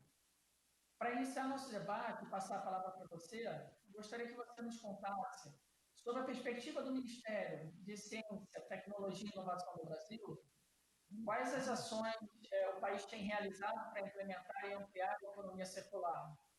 Que resultados temos até agora e que podemos esperar pela frente? Com você. Obrigado, Cristiano. Bom dia a todas e a todos. Vou pedir para o pessoal da técnica subir minha apresentação, por favor. Quero agradecer o convite da FIESP, do SENAI, do CITRA, dos demais parceiros, essa importante iniciativa de trazer esse debate para o Brasil, para a América Latina. Pode passar o próximo, por favor. A gente faz isso atuando com uma agenda bastante transversal e muitos dos temas que a gente trabalha têm uma ligação direta com a questão da economia circular. Próximo, por favor. Um exemplo disso é a área da bioeconomia, onde a gente tem bastante orgulho de ser um dos primeiros documentos do governo, se não o primeiro, a adotar a economia circular como uma de suas diretrizes. A gente faz isso no programa de cadeias produtivas da bioeconomia, onde o desenho dos projetos ele já está trazendo a questão da economia circular. Temos as cadeias do açaí do Pirarucu, na Amazônia, e do Licuri, na Caatinga, que a gente já trabalha a questão de fortalecer os elos iniciais dessas cadeias, de buscar circularidade, o melhor aproveitamento no processamento de matérias-primas e de agregar valor nessas comunidades. Vamos em frente, por favor. Temos também um programa já de longa data que trabalha com a questão do recondicionamento de computadores, temos centros de capacitação em todas as regiões do Brasil.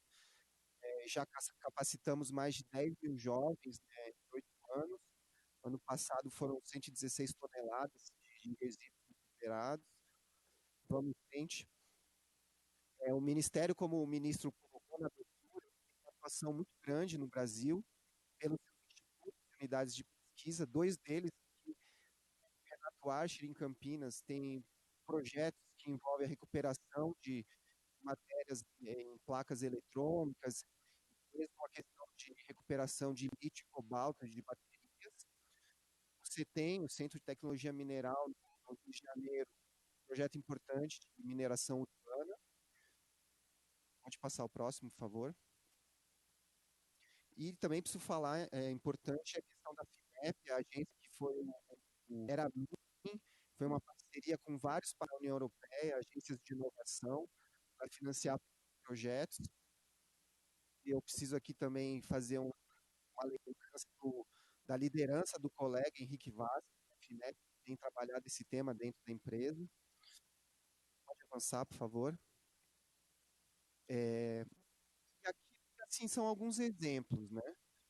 Temos o plástico verde da Braskem, é um projeto bem famoso, mas não só a questão do coletimento de fontes renováveis, né, desse projeto, mas, por exemplo, posso citar aqui exemplos de financiamentos feitos pela FINEP, como, por exemplo, a SAPESP em São Paulo, com o fertilizante a partir do lodo de esgoto, um projeto apoiado pela FINEP, a MPC no Sul, com a obtenção da sílica a partir da casca de arroz, a MALI com design de peças para eficiência do consumo de óleo e combustível, Natura, CTC, Geoenergética, quer dizer, uma série de projetos de economia circular que vem recebendo investimento público para promover a economia.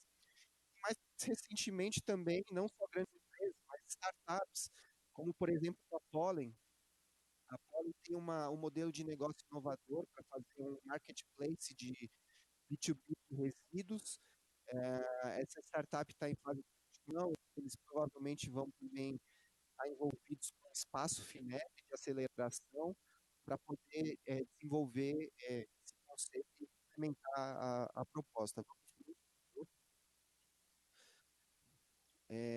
E aqui a nossa iniciativa mais relevante, que é o roadmap de economia circular, nós lançamos ano realizado em Brasília, das iniciativas, das políticas que se relacionam com o tema, assim como um diagnóstico dos pontos fortes, das oportunidades e dos desafios e das barreiras que a gente tem para acelerar a economia circular no país, um benchmark de experiências internacionais e também um capítulo sobre a indústria 4.0, potenciais tecnologias que podem ser adotadas. Pode avançar, por favor? A gente ficou bem contente que a nossa levantamento trouxe um número alto de participantes, mais de 140, e bem distribuídos. Então, pessoas do setor privado, da sociedade civil, do governo, da academia. Quer dizer, a gente ficou bem contente com a diversidade e uma qualidade muito grande. Depois aprofundamos algumas entrevistas com especialistas. Pode avançar, por favor? Então, aqui não vai dar para a gente entrar muito pelo tempo, mas nós temos, nesse documento do roadmap, vai ser feita uma análise mais aprofundada das oportunidades, dos pontos fortes. A gente sabe que tem muitos setores no Brasil que podem se beneficiar da economia circular. Pode avançar, por favor? Assim como as barreiras, elas não são limitadas à questão de financiamento ou de legislação. Quer dizer, tem mais aspectos que a gente precisa observar para poder realmente avançar a agenda. Pode avançar, por favor? Eu queria terminar, então, aqui com uma imagem de um jovem pesquisador nosso do Instituto Mabirauá, que fica lá em Tefé, no Amazonas, e ficar à disposição. No próximo slide tem os meus contatos. E agradecer a todos e desejar um excelente evento.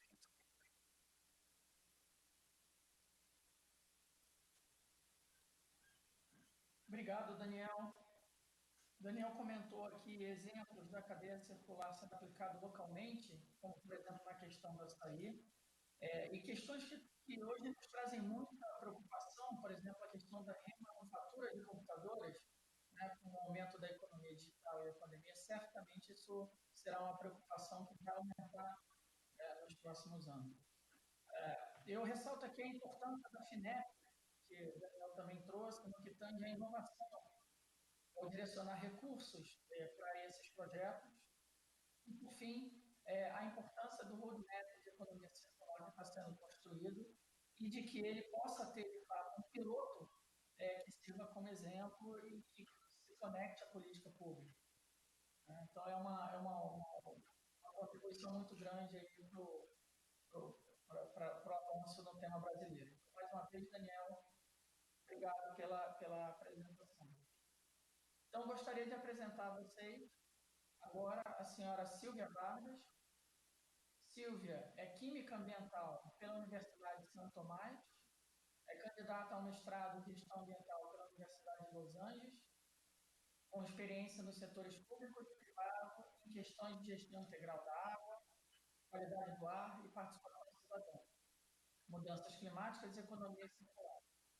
Atualmente trabalha como coordenadora da equipe de economia circular da Diretoria de Assuntos Setoriais em Ambiente Urbano do Ministério do Meio Ambiente e do Desenvolvimento Sustentável na Colômbia, onde implementa a regionalização da Estratégia Nacional de Economia Circular.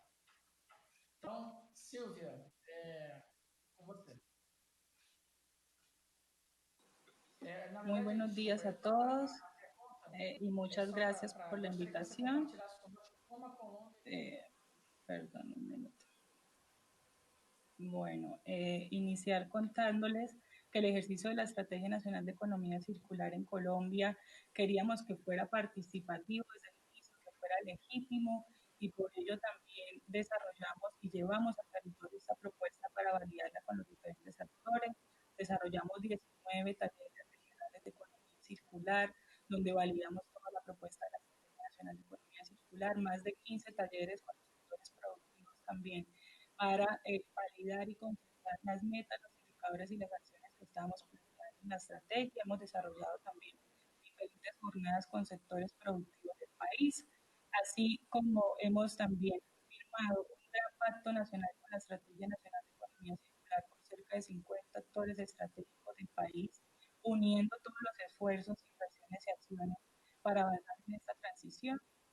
También hemos llevado 17 Finlandés de Economía Circular, uniendo a los actores del territorio sus compromisos por algunos parques industriales en el país y promover esas parques industriales eficientes. Estamos trabajando todo lo que tiene que ver con compras públicas sostenibles, con ecoetiquetado ambiental y otras acciones para poder promover todas las cadenas de valor sostenible. Hemos regulado una serie de elementos con responsabilidad social productor, el más reciente, todo lo que tiene que ver con envases y empaques, para también mover el reciclaje, la recuperación y la incorporación nuevamente de estos materiales en la economía, todo lo que tiene que ver también con ciudades circulares, uniéndonos a otras estrategias de gobierno nacional como ciudades inteligentes y otras. Na transmissão, e a equipe técnica já está trabalhando para corrigir.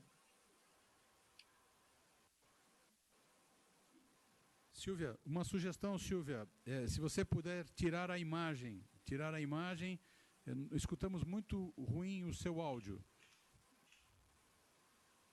Silvia, você nos ouve? Perfecto.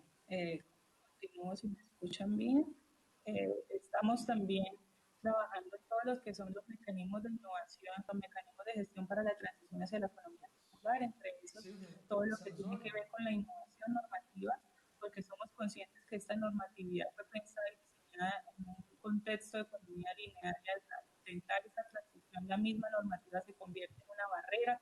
Estamos trabajando también de la mano con la academia en todo lo que tiene que ver con investigación y capacitación para cerrar las brechas, tanto de formación de profesional que es esta transición, como de todo lo que abarca el aprovechamiento de materiales difíciles por parte de la industria y también las brechas para el desarrollo de políticas públicas. Estamos promoviendo la atracción de recursos de cooperación internacional desde diferentes entidades del gobierno nacional para poder potenciar esta transición. Igualmente desarrollando instrumentos económicos, incentivos y asistencia técnica con todos los ministerios del gobierno nacional y con todas las entidades adscritas. Aqui, a equipe técnica da FIESP já está tentando trabalhar para resolver a situação.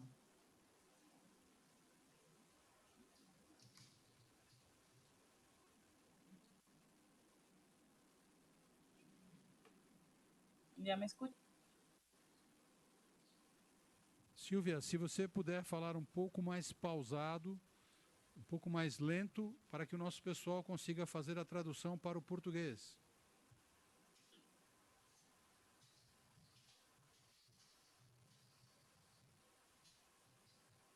Perfecto. Entonces, les decía que también estamos trabajando en desarrollar una serie de instrumentos económicos e incentivos que nos permitan promover estos cambios tanto en la transformación productiva de la industria como en el consumo sostenible, que también le dé una línea directa al mercado y promueva la producción de bienes y servicios circulares en el país.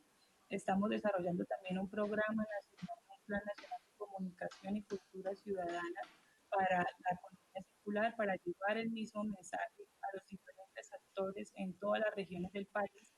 Asimismo, estamos desarrollando un sistema de información de economía circular. Então, eu vou chamar agora a Elizabeth Peralta. Perdemos a conexão com a Silvia, então vou chamar agora a Elizabeth Peralta. Eu gostaria então de apresentar a Elizabeth. Elizabeth é engenheira química e mestre em engenharia ambiental, com curso de pós-graduação no Japão, Suécia, Alemanha e Áustria. Escreveu como coautora em livro e em publicações nacionais e internacionais sobre compostagem de resíduos orgânicos. Trabalhou profissionalmente como professora universitária em mestrado e técnicas de meio ambiente, professora universitária em compostagem da fração orgânica de resíduos sólidos urbanos, membro da consultoria austríaca para um trabalho na gestão e tratamento de resíduos alimentares na Argentina para o Banco Mundial, e membro da Comissão para o Estudo de Normas de Compostagem do Instituto Nacional de Normalização e da Associação Argentina de Compostagem. E até o mês passado, com uma trajetória de 32 anos, era chefe de Engenharia e Gestão Ambiental da companhia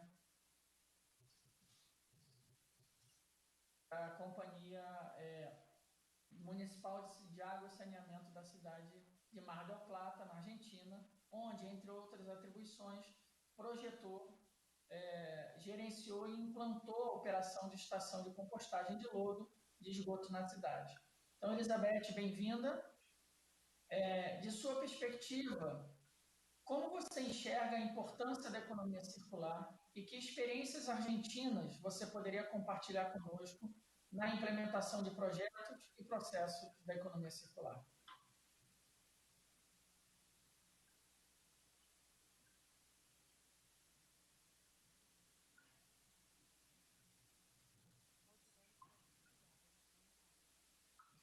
Elizabeth, seu áudio está desligado. Não lhes ouvimos.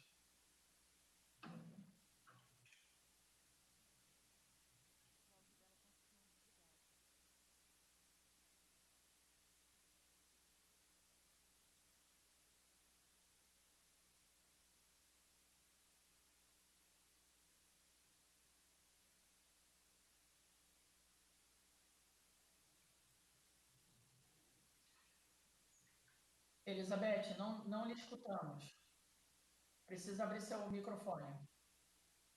Seu microfone.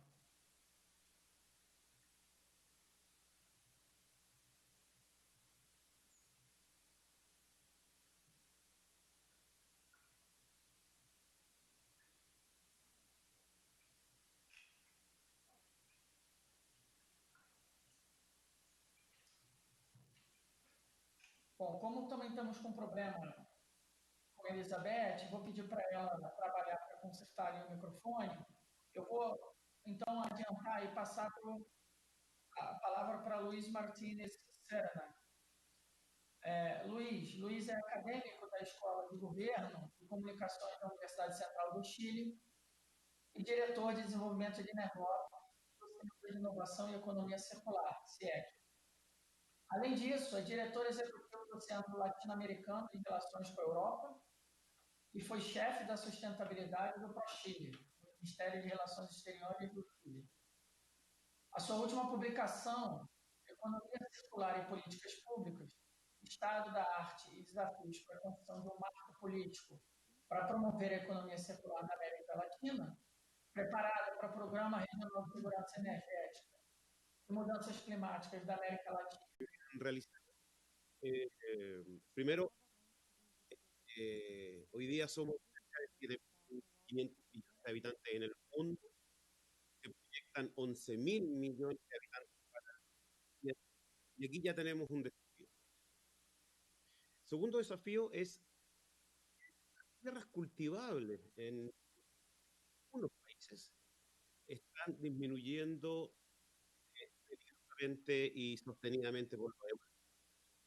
El caso chileno, por ejemplo, es un caso dramático de la disminución de tierras cultivables en los últimos 15 años. Es un desafío. Pero por otro lado, tenemos una región como América Latina que de una riqueza enorme en reservas naturales. 60% de la biodiversidad, 25% de los bosques, 1/3 de las aguas dulces, aproximadamente 1/4 parte de los biocombustibles del mundo, gran parte de reservas minerales, cobre, litio y plata, se encuentran en la región de América Latina y el Caribe. Por tanto, nuestra región constituye en gran parte de esta riqueza de recursos naturales y reservas, tanto nos constituyen una importante potencia dentro del mundo global.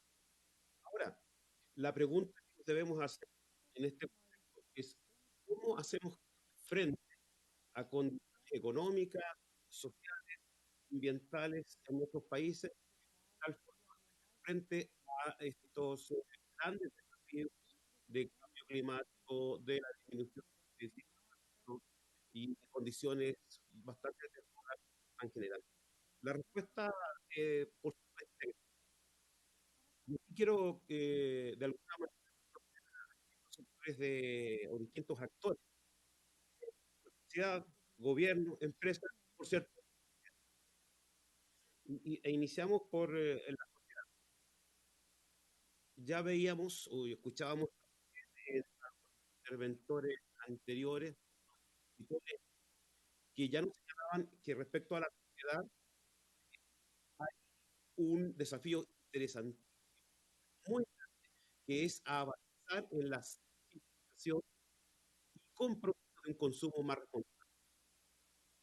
No voy a ahondar mayormente en esto, pero sin embargo este desafío con, primero, esta sensibilización de conocimiento, este compromiso, pero por otra parte también la educación hacia los niños, jóvenes, nosotros en avanzar en este compromiso de consumo más responsable. Un segundo, que tiene que ver con los gobiernos. Y en esto, los gobiernos son una palanca clave en la promoción y en la implementación del modelo. Planes, proyectos, programas, políticas públicas pueden permitir acelerar la transición de este modelo lineal al modelo de economía circular. Y creo que aquí hay un elemento fundamental para poder articular y darle a esta cosa que yo mencionaba recién. Por lo demás, también incentivar la creación de emprendimientos circulares, de nuevos negocios circulares que permitan entonces ir incorporando a la sociedad y al desarrollo económico desde esta perspectiva de sostenibilidad. Otro elemento dentro, por cierto, las empresas, como el tercer elemento, asumir la capacidad para poder adoptar temas de producción más sostenibles.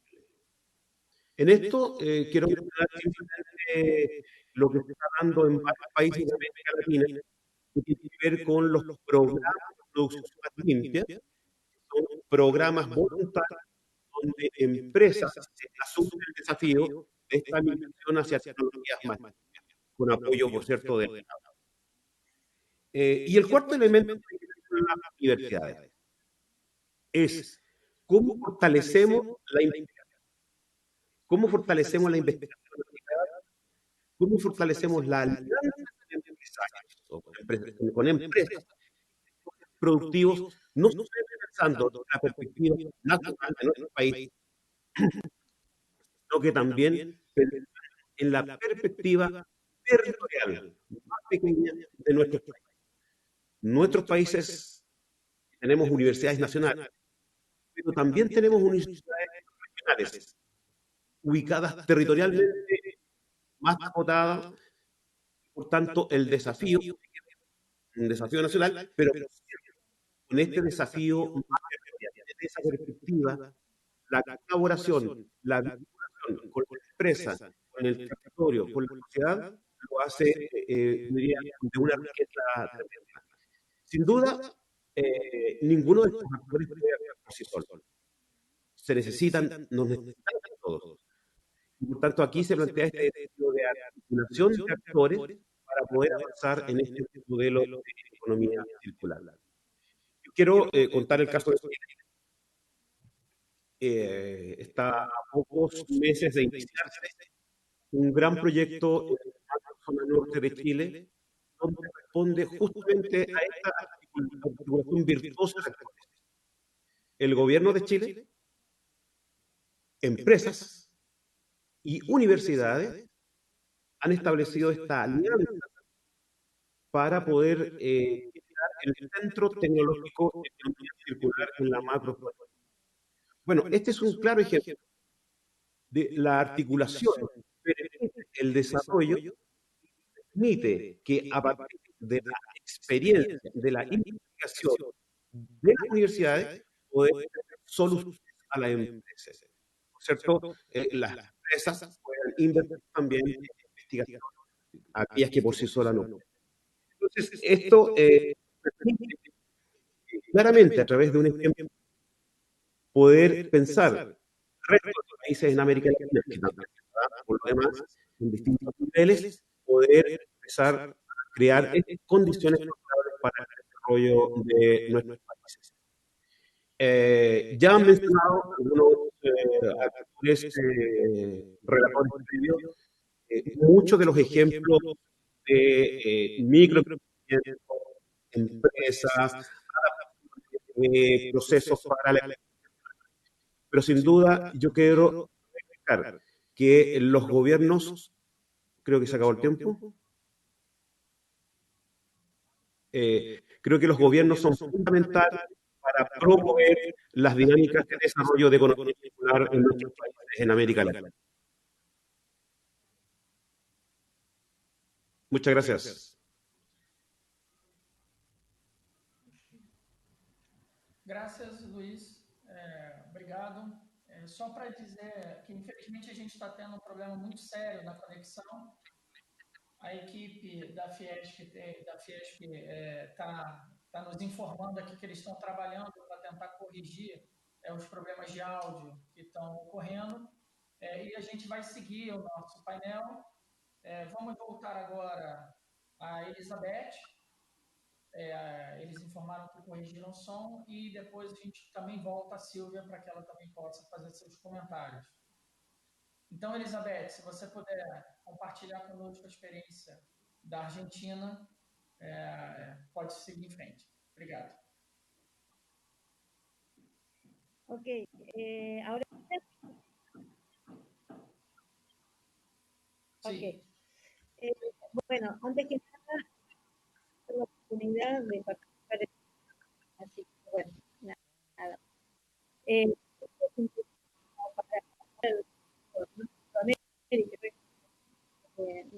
mundo estamos siempre.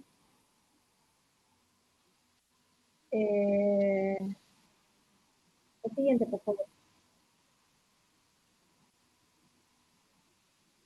Bueno, no importa. El tema de nuestra ciudad de que se llama Mar del Plata. La siguiente, por favor. En esto, lo que apuntamos la economía circular justamente para abordar en forma problemática ambiental como lo que determinan determinados como climas con mayor eficiencia, utilidad de recursos naturales y una de los factores que se dictaminado últimamente a partir del 2010 desarrollo sostenible 2030.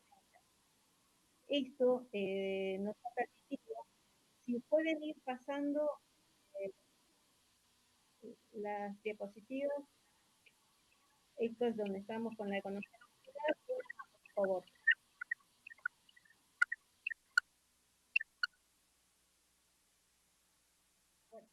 Bueno, como todos saben, los objetivos sostenibles tienen objetivos precisamente, de los cuales la agenda para lograr esos objetivos tiene entre los factores de economía circular, como el cuidado del ecosistema y el acuerdo de Brasil. Ese positivo en el 2018 en Costa Rica, en donde permite cambiar el país de América Latina, formación ambiental y participación pública. Para que entre en vigencia ese país para su ratificación, y tengo una buena noticia, que en 6 días firmó también un acuerdo, por lo cual ahora falta el de Sudamérica el acuerdo de nos permite que se pueda apuntar a la economía circular de forma transversal, porque la participación no solo del gobierno, sino en general de las empresas privadas, como estuvimos escuchando en este foro, la sociedad civil, las universidades, ONG, obviamente, permitiendo que pueda tener mayor éxito el estos objetivos. Fundamentalmente, la economía circular, en el caso de Argentina, tenemos uno de los casos que es la reducción en la pérdida de alimentos. Por eso, en Argentina tenemos la de alimentos, porque, como ustedes deben saber, la primera parte de la producción de alimentos termina como desperdicio a nivel mundial. Entonces, con esto una mayor disponibilidad para alimentar a las poblaciones más vulnerables, tener menor gestión de es sumamente importante. Otro de los puntos particulares que hemos visto hace muchos años es apuntar a la gestión de residuos, precisamente, donde en el caso particular lo hemos hecho con respecto a los locales. Si pueden ir pasando diapositivas, estaría bueno poder mostrarle alguna foto donde precisamente el ciclo. Pero bueno, ya lo vamos a ver. Ustedes saben, en la parte de todas las ciudades,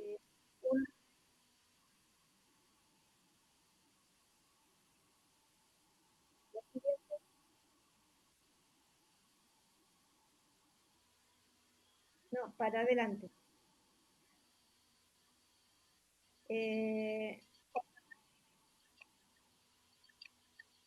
Ahí, gracias. Acá pueden ver en todas las ciudades el tema con una planta de tratamiento de efluentes cloacales necesario para impactos ambientales en el caso nuestro es el mar. Siempre se habla del tratamiento de las ciudades, pero en general de gases que se generan en estas plantas. Eso pasaría a ser nosotros lo hemos formado, cerrando el ciclo, tomando los barros cloacales como una común para, junto con otros residuos, la poda urbana de la se puede realizar por medio de es una técnica una técnica en donde el hombre asiste a la naturaleza, convierte a estos residuos, como pueden ver en nuestra planta, en una enmienda orgánica para uso forestal de la ciudad. Entonces, lo que se puede hacer, esto es sumamente importante porque a nivel mundial el 20% de las tierras se encuentran degradadas, de acuerdo con el informe de Naciones Unidas de 2019. Por eso, la distribución en el uso de fertilizantes químicos para la agricultura, parte forestal, basada principalmente otro de los una empresa que es pública, que es municipal, y eso implica también que si bien nuestros directorios son políticos, van cambiando cada 4 años, sí se pueden mantener las decisiones a lo largo del tiempo sustentables con respecto a nuestras problemáticas propias de la actividad. Entonces, otro de los que durante ya 15 años el reciclado del papel y de los metales de la empresa. Durante estos 15 años alrededor de 430 toneladas de residuos, tanto de papel como de al circuito de reciclaje. Entonces, el tema de la economía circular es sumamente importante y por eso en nuestro caso particular lo que ahora nos está faltando como desafío, digamos, a nivel nacional es tener una ley de tratamiento de barro a nivel nacional, porque si bien tenemos una resolución ministerial del Ministerio de Ambiente y Educación, no es aplicable. Lo que se necesita es que cada una de las provincias va a adherir a esta resolución para que se diferencie, ¿no? Y otra de las se han venido cumpliendo hace muy pocos meses la Asociación Argentina. Entonces, con esto lo que se trata de promover el montaje una tecnología ambiental considera para formar una enmienda. Bueno, hay un poco lo que quería junto con el ejemplo también de los años secos, saneamiento ecológico, ciencia, el círculo a naciones tienen acá y es una alternativa también poder desarrollar el tema de un saneamiento seguro. Así que un poco lo que quería comentar es que la economía circular es sumamente importante para lograr todos los objetivos que nos engloba todo el mundo, especialmente el 12 que nos incentiva la producción y un consumo.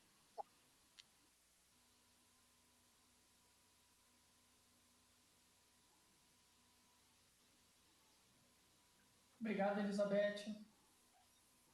Eu não sei, peço desculpa mais uma vez aí à audiência, mas para mim o som chegou muito entrecortado, muito ruim, e pelo que eu tenho acompanhado aqui, o problema continua, infelizmente. Então, a equipe da FIESP me informa que estão tentando ainda corrigir o problema e pedem para a gente seguir enquanto eles estão trabalhando. É uma pena, infelizmente. Mas então, depois de ouvir, ainda que parcialmente, a Elizabeth, eu gostaria de chamar agora o Julio Souza para ouvir um pouco a visão da indústria. Então, Julio é engenheiro químico pela Universidade de la República Oriental del Uruguai, possui MBA e mestrado em gestão de equipes pela European Business School de Barcelona e pela International University Isabel I de Castilha. Ele trabalha como consultor em gestão ambiental e responsabilidade social corporativa e é coordenador executivo do Departamento de Gestão Ambiental da Câmara de Indústrias do Uruguai, com mais de 13 anos de experiência na gestão de resíduos urbanos, indústrias e resíduos perigosos. Julio, bem-vindo. Gostaria que você compartilhasse conosco como enxerga a adoção da economia circular pelas indústrias do Uruguai.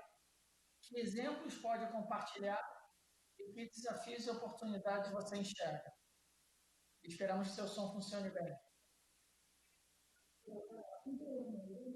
Bueno, buenos días. Muchas gracias, Cristiano, por la presentación y gracias a toda la organización por la invitación, que me puedan escuchar correctamente.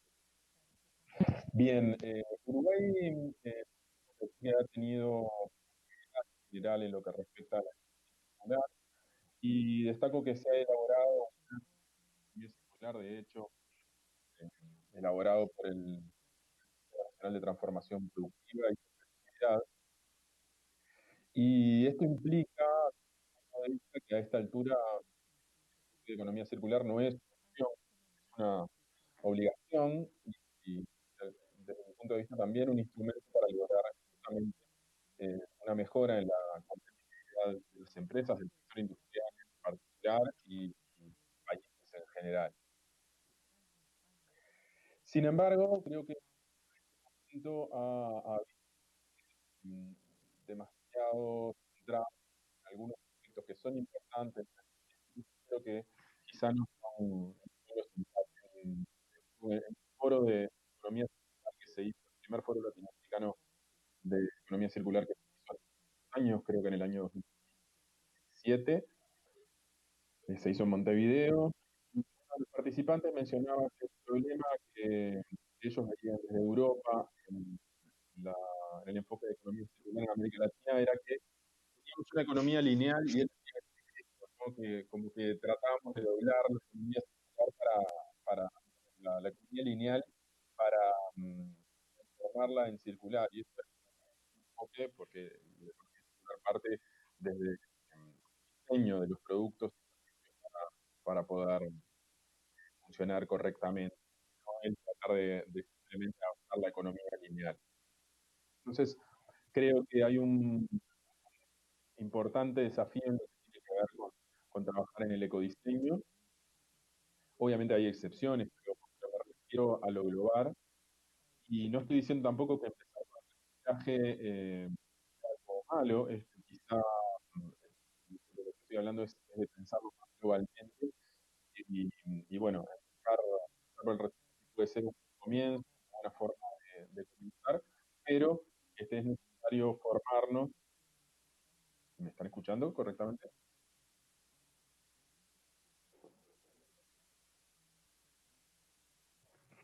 Bueno, espero que sí.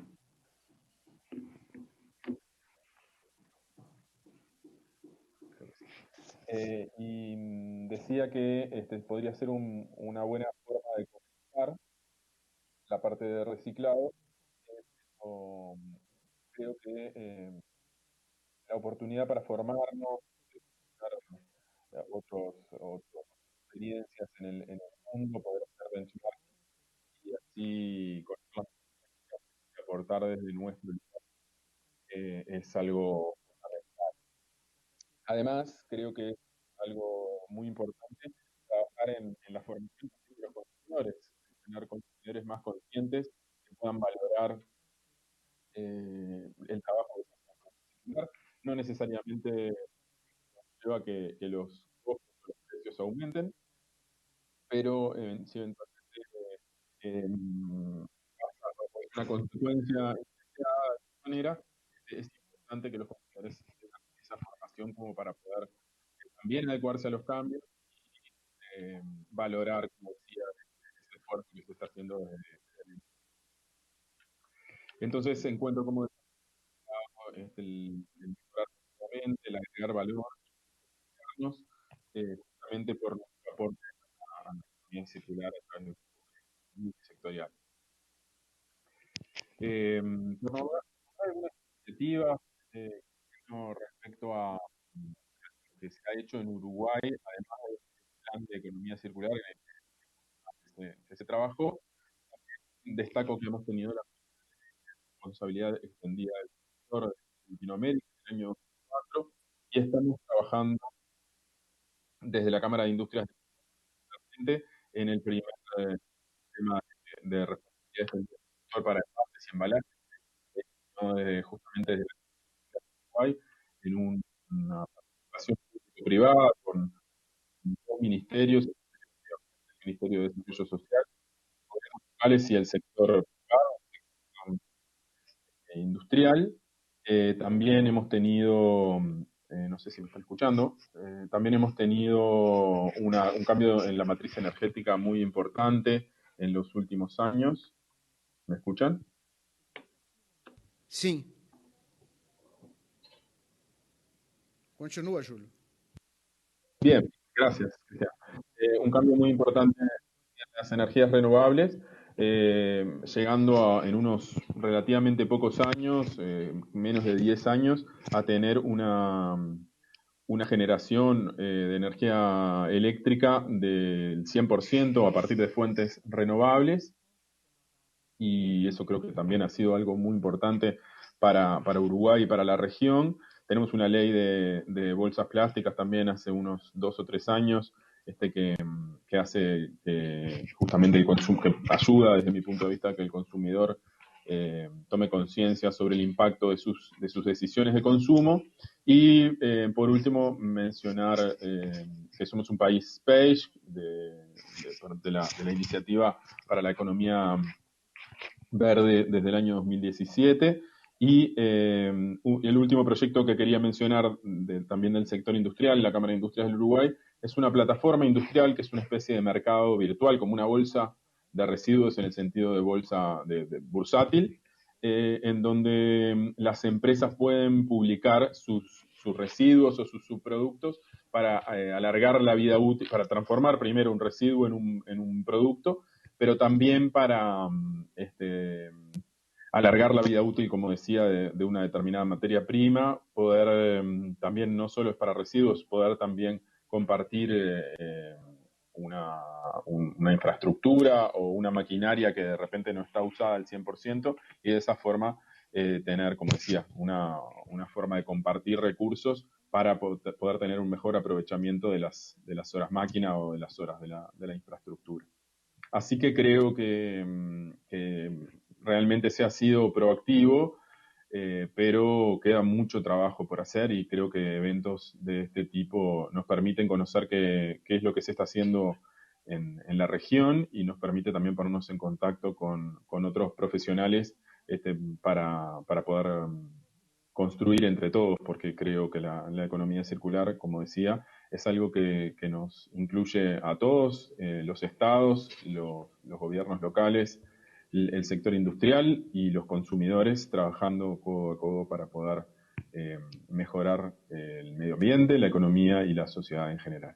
Así que muchas gracias, y estoy a la orden para lo que pueda colaborar con ustedes. Muchas gracias nuevamente por la invitación, y muchas gracias, Cristiano.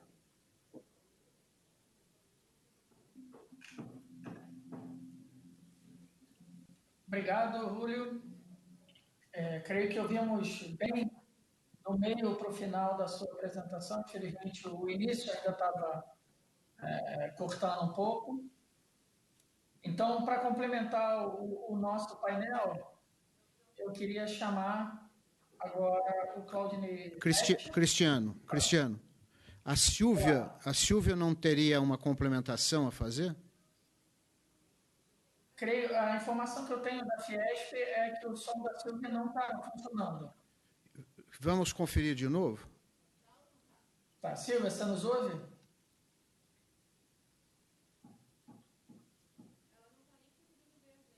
Não, então vamos, não está sendo possível. Vamos então. Prossiga. Bom, então eu queria então chamar agora para complementar sobre a experiência prática da indústria brasileira, o Claudinei Reis. Claudinei é economista, com pós-graduação em marketing pela FGV, mestrado profissional pela Universidade de Ohio. Iniciou sua carreira profissional na Mercedes-Benz, onde seu último cargo foi de supervisor de vendas de automóveis, e depois, com passagem pela SENAI-SP, chegou a ser diretor de vendas para o segmento industrial, e depois presidente da América Latina para a Organizado.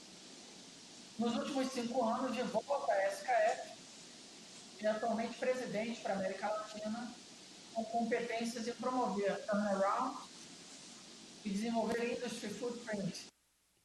E tem como paixão desenvolver pessoas, e nos últimos 4 anos já contribuiu para a expatriação de mais de 18 pessoas para outros países. Então, Claudinei, muito bem-vindo. Primeiramente, parabéns pela sua paixão e compromisso com o desenvolvimento das pessoas. As pessoas mudam o mundo, e se damos o nosso melhor para elas, teremos, sem dúvida, um mundo melhor. E voltando aqui ao nosso tema sobre economia circular, gostaria de convidar então a compartilhar conosco como a SKF adotou na prática o conceito da economia circular, que desafios encontrou e que benefícios obteve com o processo. Com você. Olá, Cristiano. Olá, pessoal. Vocês conseguem me ouvir? Perfeitamente, Claudinei. Eu acho que a gente teve um problema no som. Deixa eu fazer um outro teste. 1 minuto, por favor.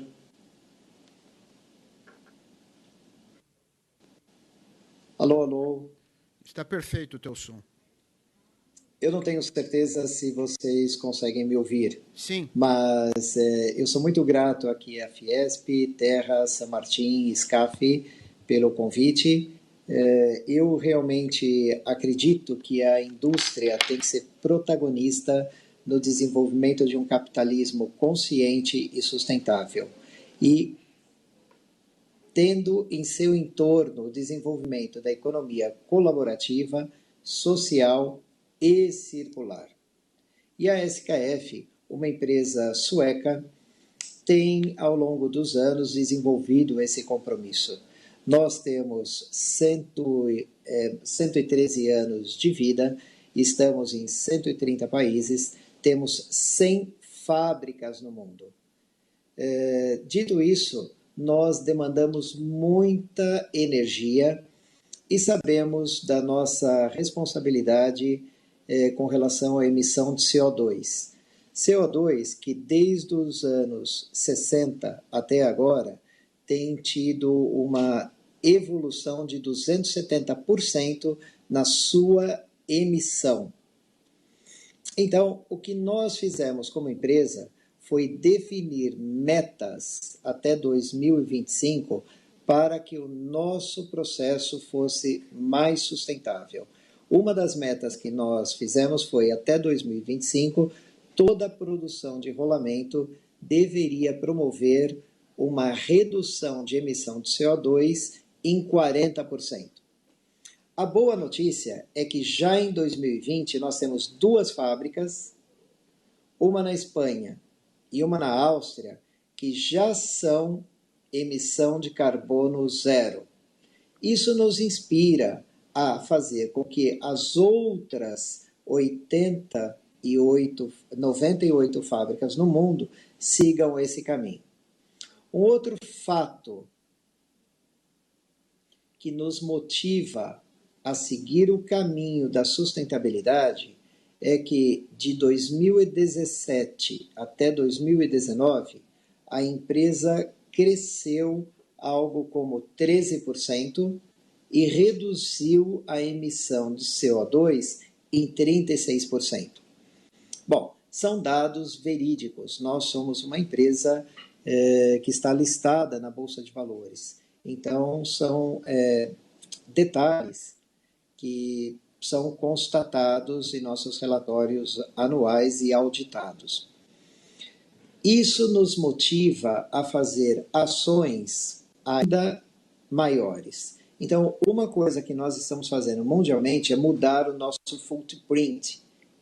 Então, nós estamos desenvolvendo fornecedores locais mais próximos de nossas fábricas para evitar a emissão de CO2 através da logística. Bom, isso é um pouco do que nós fazemos na área e na área interna. Mas falando de economia circular, a SKF considera a economia circular como também oportunidade de negócio. Nós somos o maior fabricante de rolamentos no mundo e nós consumimos muito aço. Nos últimos 20 anos, nós desenvolvemos uma tecnologia de monitoramento de rolamentos e sabemos o momento que o rolamento vai falhar. Nós temos, na América Latina, 140 contratos desse tipo.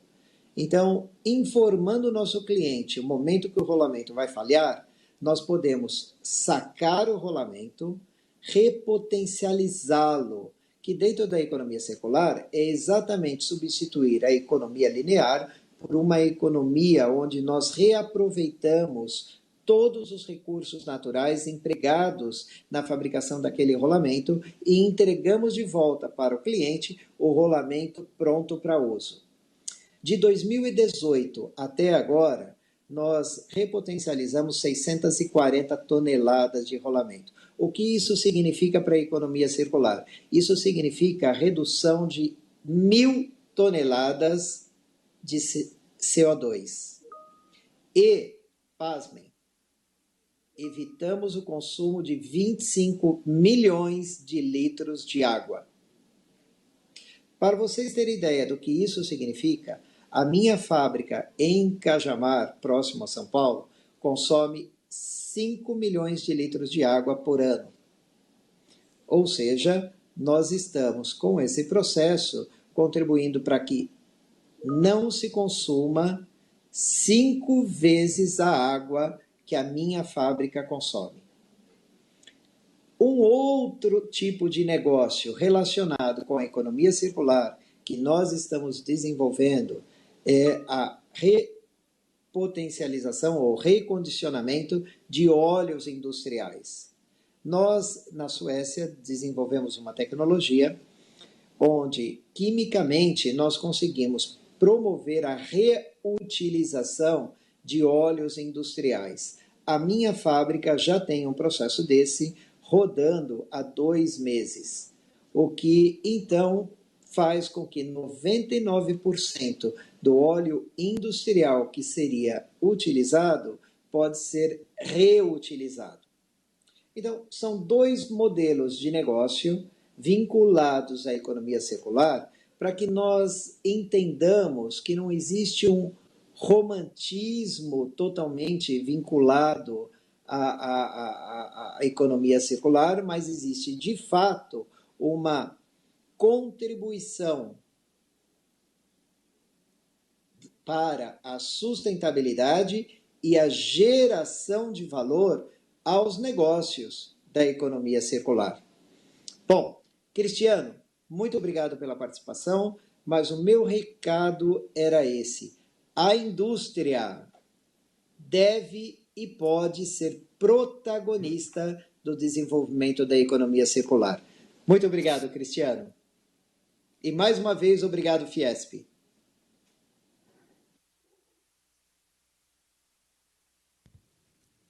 Muito obrigado, Claudinei. A gente conseguiu ouvir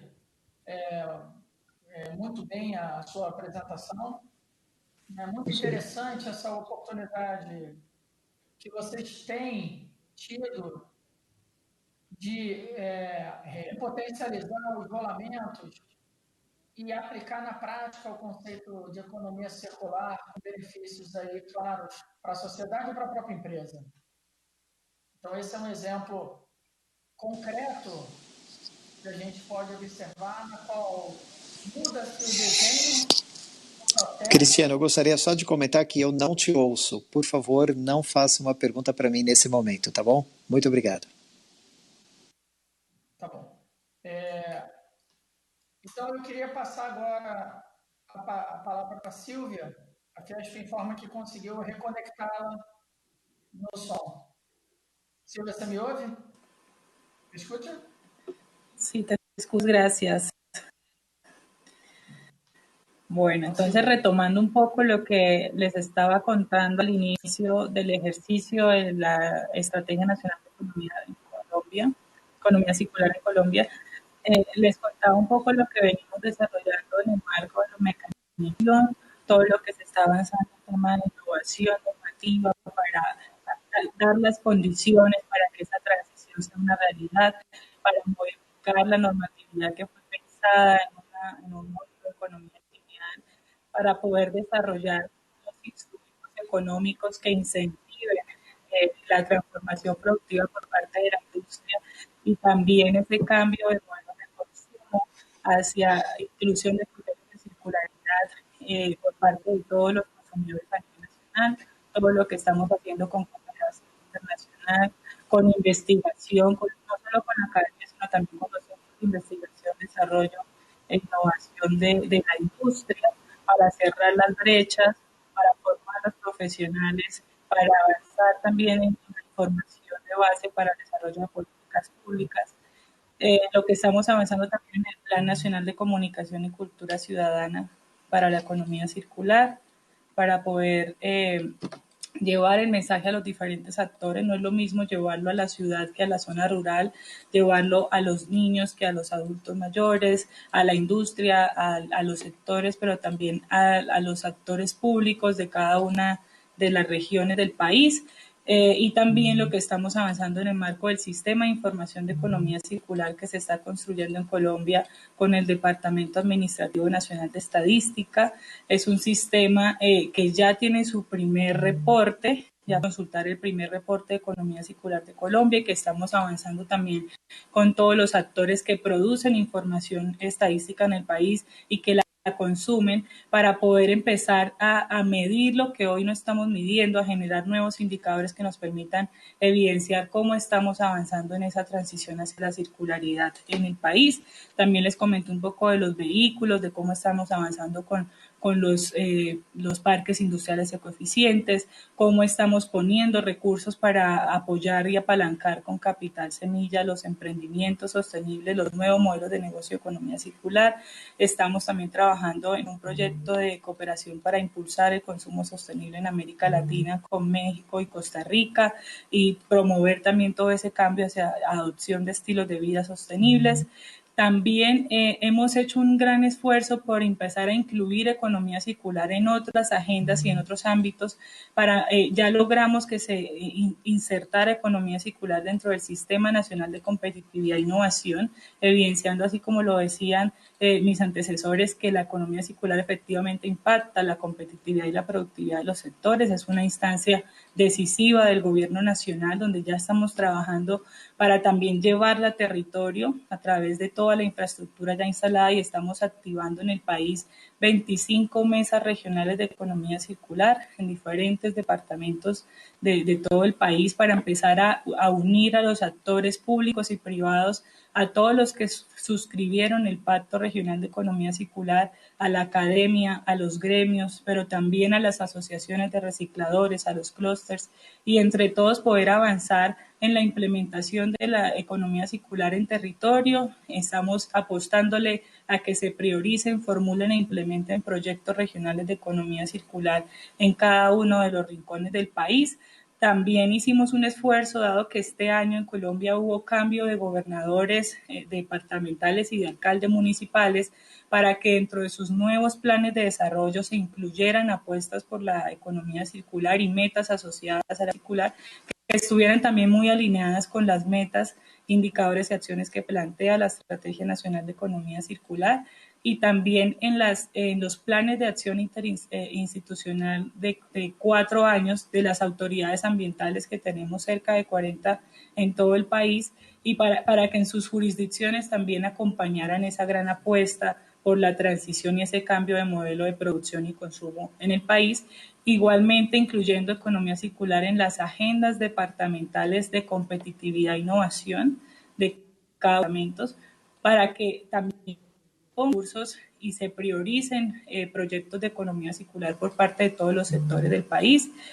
Ahorita estamos también desarrollando guías sectoriales con un enfoque claro de economía circular, no viendo cada aspecto como un mundo, sino con esa integralidad de la economía circular que nos permita diagnosticar e identificar esas oportunidades de transición. Se desarrolló también una guía empresarial de economía circular con una serie de herramientas para que cada una de las industrias empiecen a apropiar los elementos de economía circular en su estrategia corporativa y empiecen a avanzar.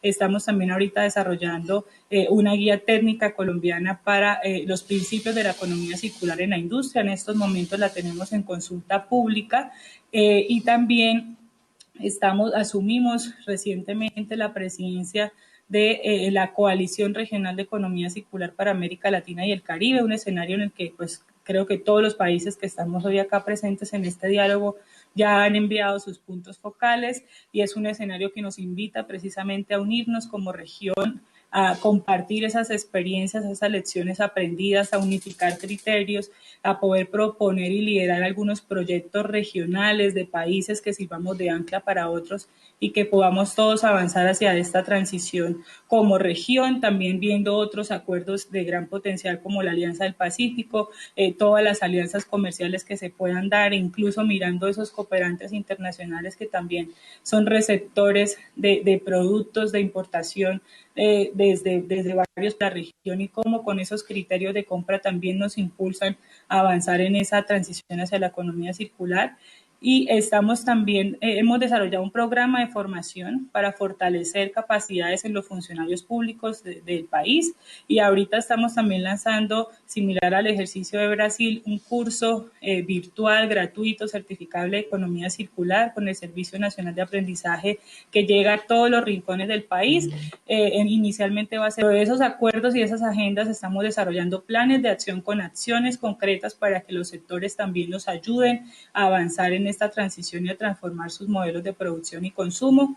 Y también como el ejercicio que nos comentaban de Brasil, estamos articulando también todo el ejercicio de economía circular con la Agenda Nacional de Bioeconomía, que también está en construcción. Estamos incluyendo economía circular en la Estrategia 2050, que es la estrategia de largo plazo de Colombia para cumplir el Acuerdo de París, en la actualización de la NDC nacional y en todo lo que tiene que ver también con el tema de pérdidas y desperdicios de alimentos. Estamos promoviendo una transición hacia la agricultura circular y estamos incluyendo esto precisamente en la política de pérdidas y desperdicios de alimentos que se está desarrollando, además de las agendas con ciudades inteligentes y biodiversidades que también les comenté.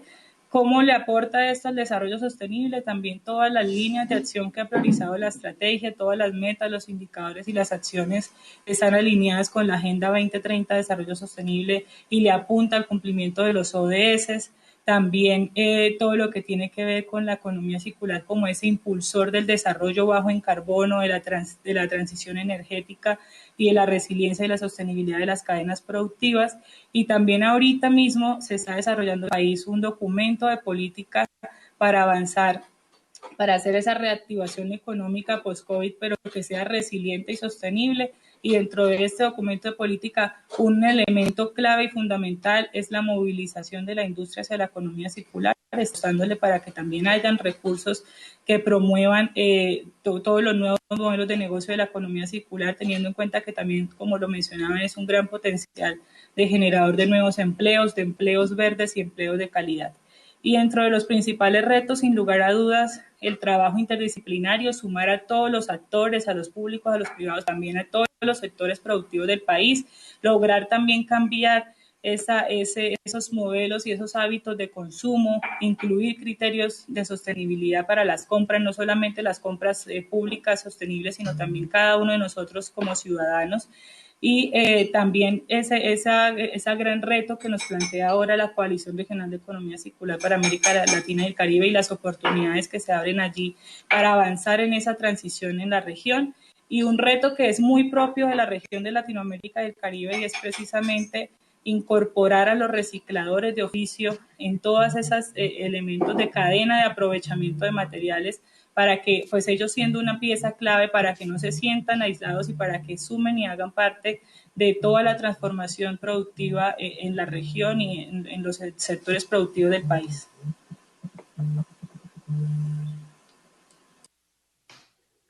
Muito obrigado, Silvia, pela sua intervenção. Acho que a gente conseguiu ouvir perfeitamente você.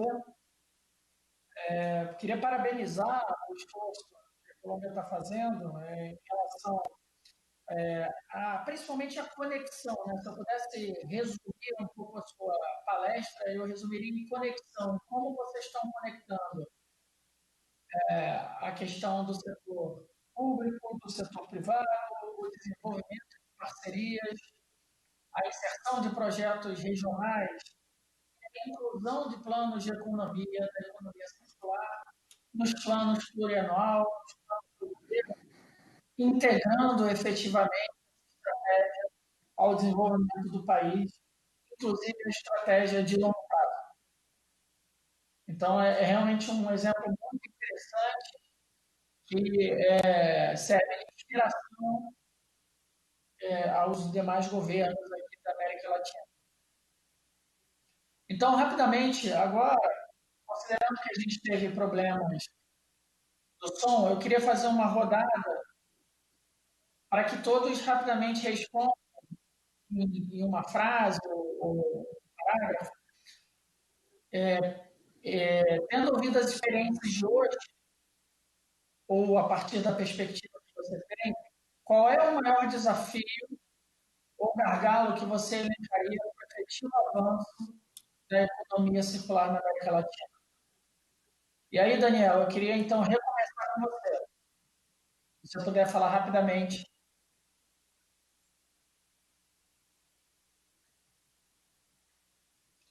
Para mim está sem som, Daniel. Se puder checar se está aberto seu microfone. E agora você me ouve? Sim. Ótimo. Agradeço de novo o convite. Eu acredito que nós precisamos ter, em poucas palavras, liderança e prioridade. Na próxima década, economia circular vai ser fundamental e a gente precisa de ações concretas. Precisamos aterrissar a agenda e trabalhar muito a questão que foi bem colocada das parcerias. Parcerias entre os setores, parceria entre as instituições, para realmente a gente ter um bom avanço da economia circular. Muito obrigado a todos. E eu disponibilizo meu material para o evento, o pessoal do YouTube está perguntando, vai ficar aí disponível para vocês. Muito obrigado, Daniel. Liderança, prioridade e parcerias. Elizabeth, se você puder compartilhar conosco a sua visão sobre o maior desafio.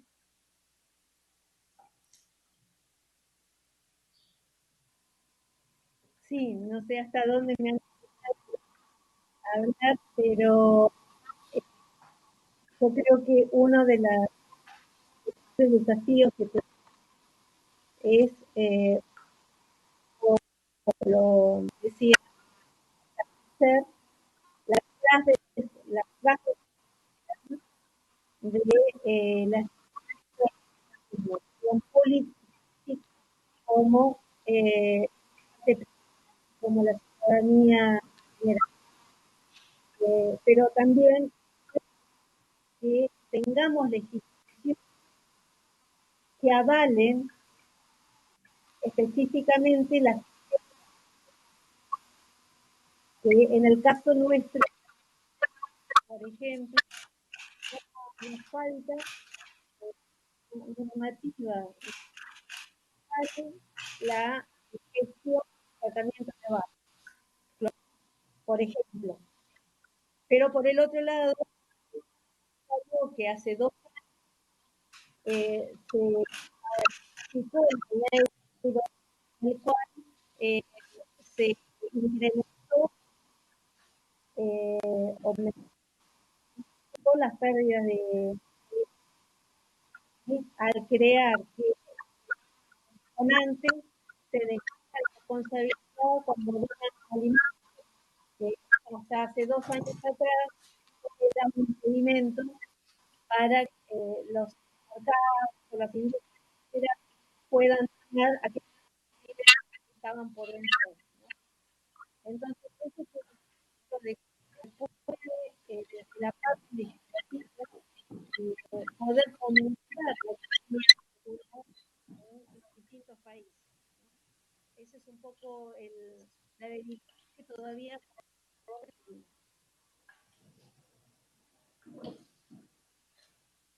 Obrigado, Elizabeth.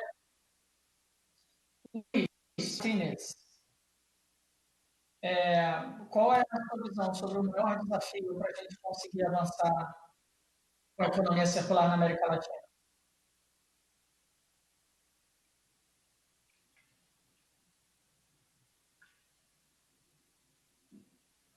Luiz, escuta? Não? Acho que o Luiz não escuta. Vocês me escutam? Então, enquanto consegue... Ahora sí, sí. Luiz... Ahora sí, Cristiano, me escuchas bien. Bueno, yo voy a primero agradecer. nuevamente la invitación. Y me quiero concentrar en un tema que puede ser muy importante para nuestros países y para nuestras exportaciones. Y que tiene que ver con las estándares y certificaciones en economía circular. Viene la ISO de economía circular y no sería extraño que la Comisión Europea y la Unión Europea establezcan ciertas condiciones o requisitos para las importaciones y por tanto nuestros gobiernos, nuestras empresas tienen que ir preparándose para que los productos avancen en estándares y certificaciones que no sean un obstáculo para poder exportar productos. Mi apuesta es que esto viene. Y por tanto, nuestros países tienen que prepararse para aquello.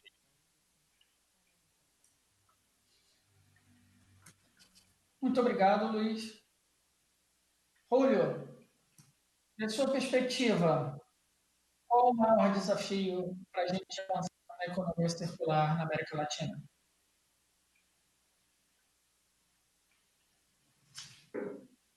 Bien, Cristiano, gracias por la pregunta. Para tratar de ser breve, remarcar algo y complementar lo que decían mis colegas y remarcar algo de la cuestión que está en la parte que nos está muy bien. Creo que los principales dos desafíos son, en primer lugar, salir del paradigma del reciclaje solamente como economía circular, trabajar en ecodiseño, trabajar en la simbiosis industrial, en el compartir los recursos, en cambiar las formas de energía, pero sobre todo en la parte de formación del sector industrial, del sector productor, pero también formación del Estado y promover la economía circular, por ejemplo, a través del mecanismo de compras públicas, y sobre todo la formación de la población para que exija economía circular en productos y servicios que demanda y también sepa valorar esos esfuerzos que se hacen sobre la economía circular. Creo que eso sería fundamental para impulsar y traccionar a las acciones del resto de los sectores hacia una economía circular en general. Muchas gracias otra vez por la invitación. Obrigado, Julio. Esse ponto é realmente muito importante de engajar o consumidor para que ele se torne cada vez mais consciente e demande cada vez mais, reconheça o valor da economia circular, reconheça o diferencial que um produto ou um esquema de produção que produziu um produto tem e disposto a pagar mais ou até a preferir aquele produto porque ele, de fato, traz um benefício para a sociedade como um todo. Claudinei, da sua perspectiva de presidente de uma grande empresa, qual é o maior desafio para a gente deslanchar com a economia circular? Olha, consegue me ouvir, Cristiano? Perfeito. Então, eu quero usar as palavras do Daniel Schenck e mandar um recado para todos os meus amigos que trabalham na indústria. Tenham coragem e entendam as tendências do novo consumidor. O mundo já levantou bandeira amarela. Se nós da indústria não entendemos que o novo modelo de consumo de produtos orientados à sustentabilidade e com o uso de energia renovável, nós vamos falhar como seres humanos e como líderes da indústria. É isso, Cristiano. E obrigado, Daniel. Muita coragem a tua fala. Obrigado, Claudinei. Acho que aqui tem um chamado às lideranças industriais. A SENAI-SP tem atuado nisso, inclusive promovendo esse evento hoje, mas eu acho que o chamado é para cada um. para cada industrial, para cada líder na sua própria indústria, fazer essa reflexão de como eu posso fazer diferente, como eu posso fazer melhor, e eu vou estar contribuindo não apenas para a própria indústria, mas para a sociedade como um todo. Silvia, seu comentário sobre o maior desafio que a gente consegue enxergar para ampliar a economia circular na América Latina. Bueno, yo pongo como 3 momentos en la cadena al inicio y es como también empezamos a incorporar el ecodiseño para combatir la obsolescencia programada, por ejemplo, para potenciar muchas oportunidades que se dan en la región en tema de remanufactura y otras que no necesariamente tenemos que exportar y podemos aprovecharlo localmente. Dentro de los procesos, yo incluiría cerrar esa barrera, esa brecha y acceder a las tecnologías de la cuarta revolución industrial como grandes habilitantes para los modelos de negocios circulares. Y al final de la cadena me uno a lo que mencionaba del consumo sostenible, pero le pongo un apellido y es en épocas de reactivación económica el consumo local sostenible va a ser clave para también movilizar la economía circular. Muchas gracias.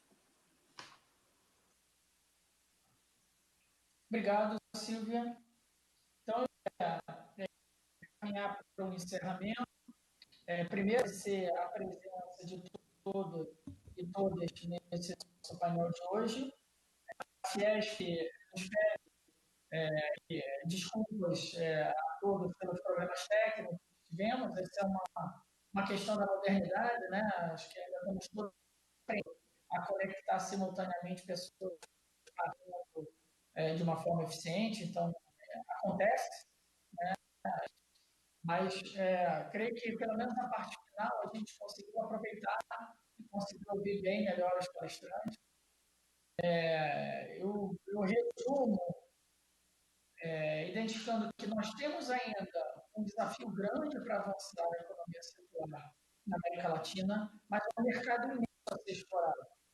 Oportunidades gigantescas nos processos de produção, no convencimento da população, na integração entre o governo, o setor privado e a academia, uma oportunidade de liderança assumirem esses temas e avançarem com essa temática, promovendo efetivamente uma transformação do modelo econômico que vai levar a uma sociedade melhor. A pandemia nos fez refletir sobre o nosso modelo de desenvolvimento, sobre as escolhas que estamos fazendo, o nosso futuro. Então, o momento para a ampliação do debate é o ideal. Eu creio que esse painel contribui, e esse evento contribui para essa discussão. Então, eu agradeço também ao do PNUD do Brasil, reforço o nosso compromisso em apoiar o setor público, o setor privado no Brasil e no mundo a avançar com a economia circular. E passo agora para a FIESP, para o Samartim, para eventualmente fazer um mais uma vez, obrigado. Queremos agradecer ao Cristiano Prado, que de forma brilhante conseguiu nos auxiliar a superar as dificuldades que nos foram impostas por algumas quedas de internet em alguns países da América do Sul, incluindo o Brasil, mas que conseguiu mostrar, através dos nossos participantes, que, de uma maneira também brilhante, contaram o que se processa na área de economia circular nos seus países e, com isso, motivarmos todos para, juntos, caminharmos no sentido dos avanços da economia circular.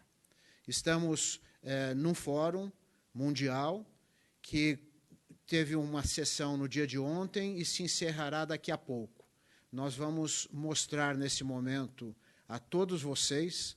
Nós chegamos a ter aí mais de 2.000 pessoas linkadas nos nossos modos de conexão para saberem o que se passou, qual é o resumo do que aconteceu ontem, e vocês vão poder observar nesses textos a seguir.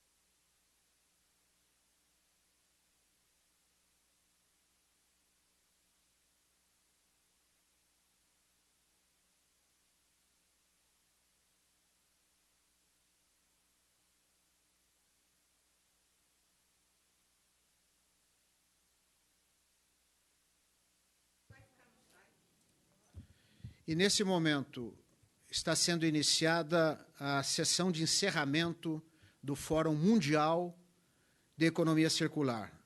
E é para lá que vamos, agradecendo mais uma vez a participação de todos vocês. Um grande abraço e até logo. We've also heard how COVID-19 has affected corporate circularity and how we have progressed in different parts of the world and what partnering means in the new era. We've also had a sobering reminder from the North American and Africa sessions that circularity is embedded differently in different cultures, and therefore expanding circular economy in various regions will take diverse routes. Now, this doesn't mean that we shouldn't be sharing secrets here, and it's an important role that the secrets and sharing play, and we've heard of what role education takes and what a fantastic business case circular economy is, and let alone what tremendous help circular economy roadmaps can be in the transition towards. Oh, indeed. I think it's hard to notice when you think about it, like how much has started to change, and when that change is happening, you don't always see what's happening. But I think just in the last few years, quite a lot has started to change when you look at it, and I think the roadmaps really go to show that just that, basically. And just in Europe, over 20 countries have published national circular economy roadmaps and strategies just in the last few years. And this also applies to businesses, that things are actually happening. 1/4 of large firms in Finland have circular economy as part of their strategy. And venture capital and the number of circular economy funds and bonds have grown manifold in the last few years, and actually performing better through the crisis. And we may just have reached peak oil and peak meat. And we have seen in the videos throughout the WCEFonline that many of the solutions are right in front of us. So, and these don't just look at cleaning up waste, but effectively, by design, avoid it. And we already have a second EU Circular Economy Action Plan, where we have increasingly started to look at the source of the problems upstream. But now we want to make the circular economy mainstream. And to do just that, we will, in today's final session along this journey, really begin to close the loop. And we'll pick up where we started in the first session, looking at 2 key enablers for circularity: finance and policy. And we'll dig a little bit deeper into this with some fresh results from the Ellen White and the Ellen MacArthur Foundation. And so, just final reminder of technical instructions. If you're just tuning in, there are good news and bad news. The bad news is that you have missed 5 excellent sessions. The good news is that you have 5 excellent sessions ahead of you. You can look forward to enjoying them in the next few weeks. Should you have any questions, do reach out. And above all, keep the chat alive. So I believe we're going, what did you find most interesting during the WCEFonline? And this is something that, Tim, I'm looking forward to, particularly. Yeah, so am I. Let's see whether we're getting results already. We're getting a lot of things, but we're not seeing any results. We aren't seeing the full or the results yet. We're getting there. No, that will... Aspect that we have been trying to gently nudge the audience along all along. And I want to do that again, just to encourage you to do get busy in the chat throughout. I think it's fantastic that the keynote speeches seem to resonate. They're getting a good chunk of votes. And obviously the discussions during the sessions, learning about the possibilities the circular economy provides in the recovery. That was my personal favorite, I can say now. And yeah, it's a nice spread. Yeah, the networking part, I think we have to nudge them a little bit harder there. Oh, absolutely. Yeah, I agree with really you. But it's also that I think understandably the rebooting the economy is such a current issue now. Fair enough. It's the theme of the event. It is the theme of the event and the theme of the day. And I think that actually brings us to the next thing that we will now start to slowly move over this broadcast. And I'm really delighted to hand over the reins to my former colleague, Ashima Sukhdev, Government and Cities Lead at the Ellen MacArthur Foundation, one of the organizations that I think is fair to say has really made the circular economy into what it is today, with some great thinkers like Ken Webster, not least. And I want to thank him, and also a personal thank you to Łukasz Holwitz and to Nora Clinton, also from my side. And there's so much we could pick up on here. There's the New Plastics Economy, the Disruptive Innovation Festival, and I think more recently, there's From the Gurgling Gut to the... This is just a reminder as to why finance and policy are actually really important to the transition to a circular economy. And secondly, hopefully a call to action to the financial sector and to policymakers to really make the most of this moment that we're in right now, to elevate the conversation and to elevate the circular economy to the mainstream. Please do engage with us throughout the session in the chat. We have our colleagues on standby there to answer any questions that you might have. So without further ado, to kick us off, I'm delighted to welcome Ellen MacArthur in our studio here today, who is, of course, the founder of the Ellen MacArthur Foundation. Ellen, it's great to have you here with us. Thank you so much for being here. You obviously started EMF 10 years ago this month and have been a big part of the evolution and the scaling of the idea of the circular economy. It'd be great to start our conversation off just looking back at that journey. In those very early days, what was it about the idea of a circular economy that really motivated you and inspired you? Thanks, Ash. I think for me it was the fact that the circular economy is a goal to move towards. It wasn't something to run away from. It was something which set a target. And I think if you have a target, a goal, then that enables you to get closer to it. And I love the fact that the circular economy went right to the root cause, or the root causes of many of our biggest global challenges, and started to unpick them and rewrote that story and was able to build that regenerative, restorative economy, which is ultimately an opportunity. And for me, that word opportunity has always resonated in, what do we want success to look like? Where are we trying to get to? And that painted that picture of regenerative, restorative, of designing out waste, keeping products and materials in use, and also regenerating natural systems. So it's all about positive things to do. Absolutely. And it's always been a story of optimism. Thinking back to kind of the last decade, really, could you share a few stories or kind of tipping points where you saw, actually, this is a moment where I feel like we are making progress towards that goal? I think one of the first things that, for me, really indicated that the circular economy could work at scale were the first economic reports that we did. That first one with McKinsey, January 2012, at the World Economic Forum, showing that there was a significant economic opportunity in the circular economy. Because, the idea resonates, the idea makes sense. Of course, if you go from a straight line to a circle, it can go on forever. That's so, so simple.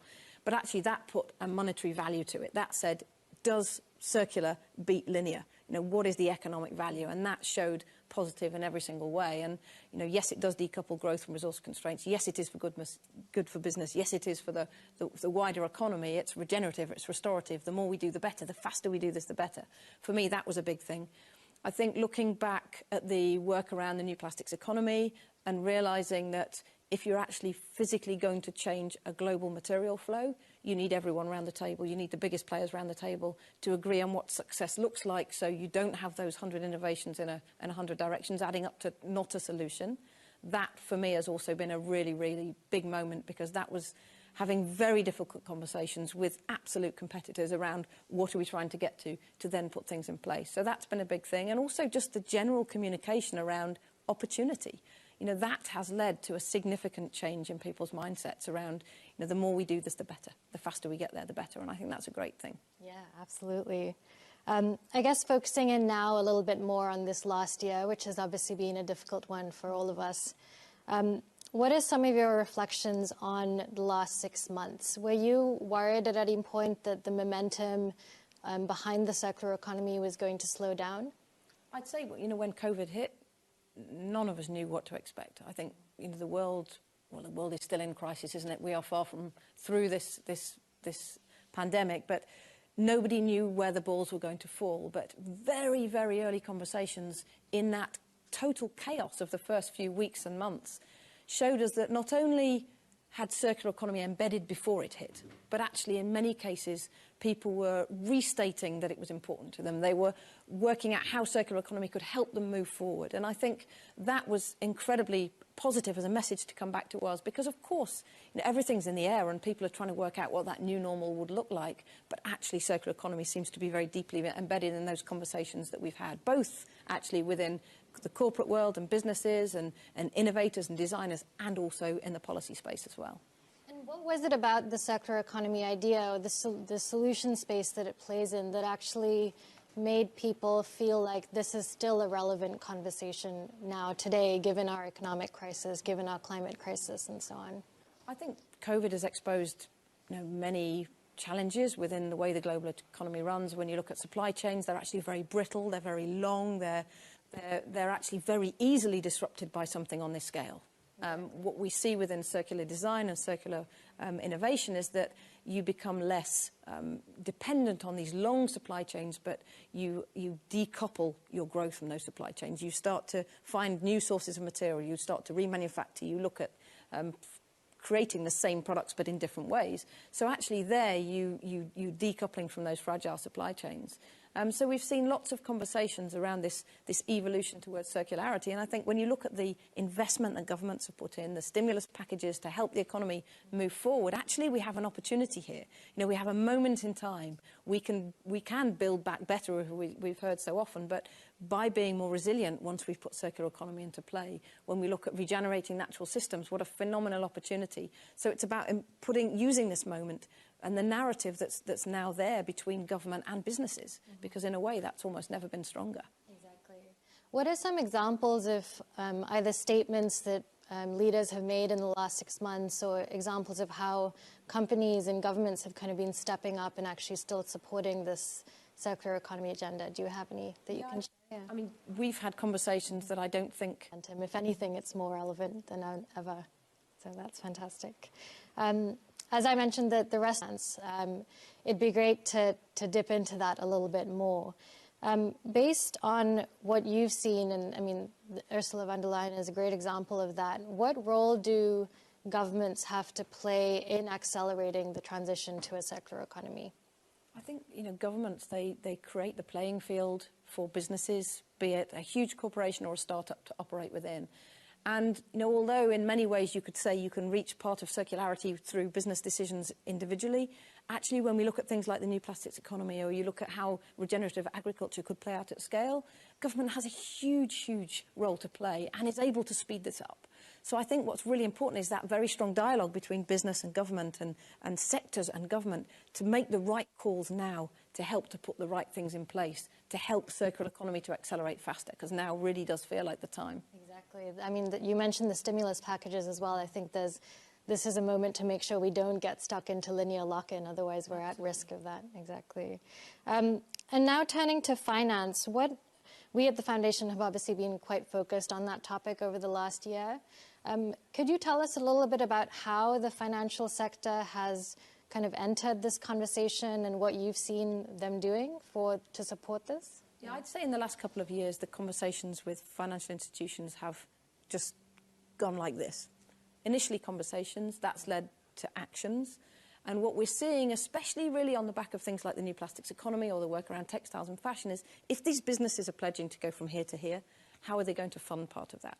And then the interest in funding that, and how does this all happen? And there are many, many conversations going now that weren't there 2 years ago and were just beginning a year ago. And when we look at the speed of public equity funds, corporate bonds, I mean, they're just increasing incredibly quickly. So this, I think we're still at the beginning. It's still an early story. But finance, of course, plays a phenomenal role in the transition to a circular economy, and its eyes are very open. Yeah, absolutely. We'll be hearing more about that very soon. We're almost up with time, but I just wanted to wrap up now looking at the world's greatest challenges, global challenges. And when you get to that root cause, you then turn the economy into the solution rather than the problem, or part of the solution rather than the problem. And when that economy is circular, when that economy is driven by opportunity, when that economy can decouple growth from resource constraints, when it actually is about building something regenerative and restorative, then the faster we do that, the better. You're able to solve some of the world's biggest challenges with the economy itself. That keeps me incredibly optimistic. That's fantastic to hear. And thank you for starting off this session on such a great note. Thanks for being here with us today, and we're looking forward to obviously following everything you do going forward. Thanks, Ellen. So we've just touched on the surface of why finance is a critical enabler. Let's dive a bit deeper into this. Any change in the real economy, as we've just discussed, needs to be reflected in the financial sector. Finance is crucial to how we use products, how we access services. It's crucial to how businesses function and the economy runs more broadly. Earlier this month, we at the Foundation launched a report on financing the circular economy that was backed by leading investment managers and banks, and has just seen sort of the sort of exponential interest increase significantly. As part of that launch, we spoke to a number of finance leaders in the space. Let's now take a very quick look at what Larry Fink, who is the chairman and CEO of BlackRock, actually has to say on the topic. The simplicity of understanding what the circular economy means. I mean, everybody can relate to that. We launched this fund. We're right nearly at $1 billion in scale now, and we're just beginning. We look at this as I said, one of our foundational products to really excite more and more investors. There you have a clip of Larry Fink, chairman and CEO of BlackRock, talking about the investment fund that launched last year. He's just one of the many leaders that have really been compelled by the idea of a circular economy. I'm now going to hand over to my colleague, Michiel de Smet. Michiel runs our finance initiative and is going to guide us through this next section of the session. He's going to share some of the insights from that report that I mentioned before inviting in our great guest speaker, Shiva Dustar from the European Investment Bank. Michiel, it's over to you now.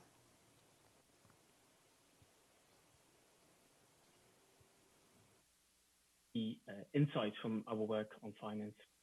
As you mentioned earlier this month, we launched our paper on financing the circular economy in conversation with BlackRock CEO Larry Fink and Barclays CEO Jeff Bailey. And in addition, we were delighted to see over 30 CEOs and senior executives from leading investment managers leading banks endorsing the paper. In total, they represented over $18 trillion in assets under management and includes BlackRock, Barclays, Credit Suisse, Citi, HSBC, JP Morgan, Intesa Sanpaolo, Morgan Stanley, UBS, and many more. We believe this clearly speaks to the growing circular economy momentum within the financial sector. So what's in the report?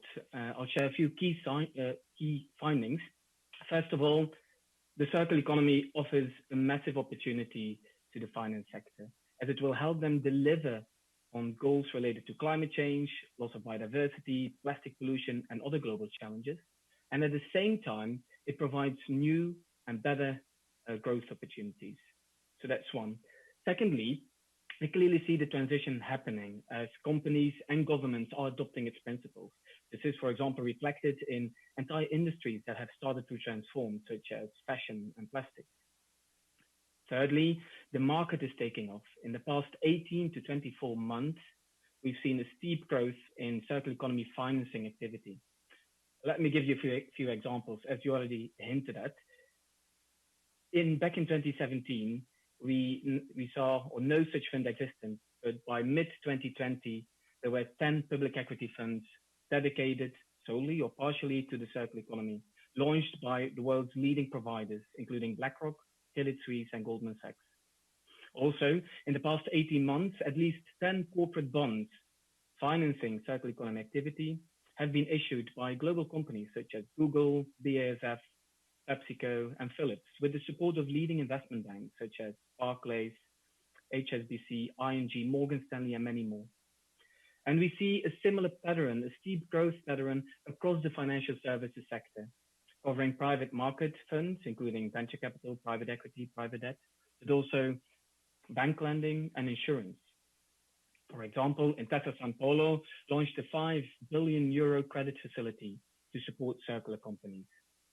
Now, finally, the paper is calling on the financial sector to build on this initial momentum and scale the circular economy together with governments and corporates. And indeed, this will require both public sector and private sector action and will be underpinned by better data.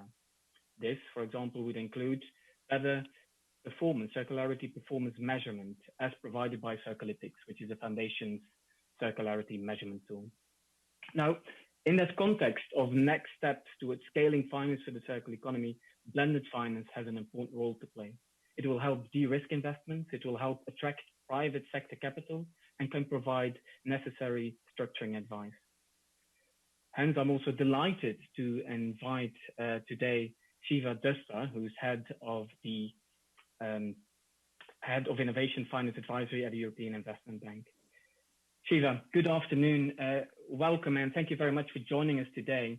As explained, the report is laying out, giving an overview of the circular economy financing landscape, and it's great to see how active the European Investment Bank has been, ranging from having spent €2.5 billion in lending to circular projects, to actually launching a €10 billion initiative, debt and equity initiative dedicated to the circular economy. So on our side, very exciting to see that activity. Now, going back to the beginning, can you tell us a little bit more about what led you to exploring the circular economy? Thanks a lot, Nihil, and I'm delighted to be here. Congratulations to the Ellen MacArthur Foundation for the launch of the report. It's an excellent piece of work, and I think Ellen MacArthur Foundation has really been instrumental in its convening power, in its thought leadership, and in fact, it was the very first report that I read, the McKinsey one. It caught my attention when I saw $1 trillion opportunity. So that's how it's, how did it start? I think, circular economy as a label, of course, kind of came into the bank probably in 2014, and I will tell you a bit more about that. But before if we now look at our projects, we did finance projects that sort of would qualify as circular economy in the resource efficiency area and waste management and so on. But I have to say that it kind of came into the bank through, in fact, the innovation angle, an area where Innofin Advisory that's the area that I'm leading. We were actually asked by the European Commission already in 2014 to look at what it would mean to finance a circular economy. And what was very fascinating about it is that at the same time, in that framework program, Innofin, the big financial instrument, was launched. And what was quite, I guess, mind-boggling for us when we did the initial study, which was launched in 2015, we realized that the Innofin instrument did not have business model innovation as an eligible criteria. And so early on in that period when that instrument was launched, we made the recommendation to the European Commission and the EIB through the advisory channel to say, if you want this Innofin program to really also tackle circular economy, you need to absolutely add, in addition to technological innovation, process innovation, also business model innovation. So looking at it, we really have come from the innovation angle. And if we look at the current portfolio, yes, we have obviously continued to invest in projects that have this sort of more classical waste management, resource efficiency angles, and would qualify as circular economy projects. But where we have really made big progress is in financing the sort of innovative technology companies that really turn sewage water into energy, or titanium scrap into bringing those back into the production of new planes, and so the innovation angle. And I think this is actually quite exciting. And with that, we have also hopefully achieved a mindset change within the bank of looking at everything we do with a circular mindset. Yeah, thank you. I fully agree. I guess the upstream design angle, the innovation angle, the positive opportunity angle is definitely something, a perspective we favor as well. Now, if you think about circular economy opportunities for the IB, where do you see the greatest potential? And for example, how does it help the EIB in achieving its climate targets? Can you tell us a little bit more? Absolutely. So basically, I mean, it's hard to say where the greatest opportunities are, because actually what we are seeing right now, we're sort of having done a lot of the groundwork over the last 4 or 5 years, with the groundwork meaning having set up internally a certain level of taxonomy, at least understanding what we mean with circular economy, having adapted our lending guidelines to bring in circular economy into the decision is on the credit risk assessment and decision making. What we really see as the greatest opportunity for the EIB is actually to, across all the projects, see whether circularity can be embedded, because we of course finance a lot of infrastructure projects, and clearly there is room to bring it in. We have, I would say, the big opportunities will be, for instance, in turning cities from more linear, unsustainable cities into circular cities, and or if you look at our bioeconomy and our agriculture activities, which have also grown a lot, there is so much room to bring in an additional layer of circularity in those projects. And effectively, therefore, what the greatest opportunity is to see our lending, which is roughly 60 billion a year, have across the board circular aspects built in. And I think what hopefully will bring us to this objective is that we have very strong technical expertise in the bank. We have our engineers across various sector groups who really are now having that circular mindset, and they help project promoters in bringing those circular issues into their projects. And we have, of course, the financial advisors. So we hope that those, it's not just the money, but also the brain that comes to that and helps us to achieve that lofty objective. Yeah, thank you. I guess that circular mindset, thinking about how to rethink the system, redesign the system, and approach projects in a different way is very important, in addition to the capital itself, obviously. You already hinted at a few examples. Could you give us more examples on what the EIB actually is doing to capture that circular economy potential? Yes, I mean, actually, the latest transaction that we finance is Borealis. It's the R&D program, 250 million, which we signed, in fact, just in September, a few days ago. Basically financing their R&D activities in Austria, Sweden, Finland. So this is a sort of an example where we're taking our corporate, corporate lending practice and helping companies to really shift into bring in products that then will help the circular economy, sort of to take off. And, so that's one type of projects. But as I said, we have right now in our portfolio some very interesting projects in the fashion. On the fashion side, we are, for instance, advising a company that is developing technology that actually allows you to use cotton, to basically use old clothes and turn them into cotton equivalents. I heard earlier Dame Ellen refer to the circular fashion. This is clearly a big area where we hope to look at along the value chain at the investment opportunities.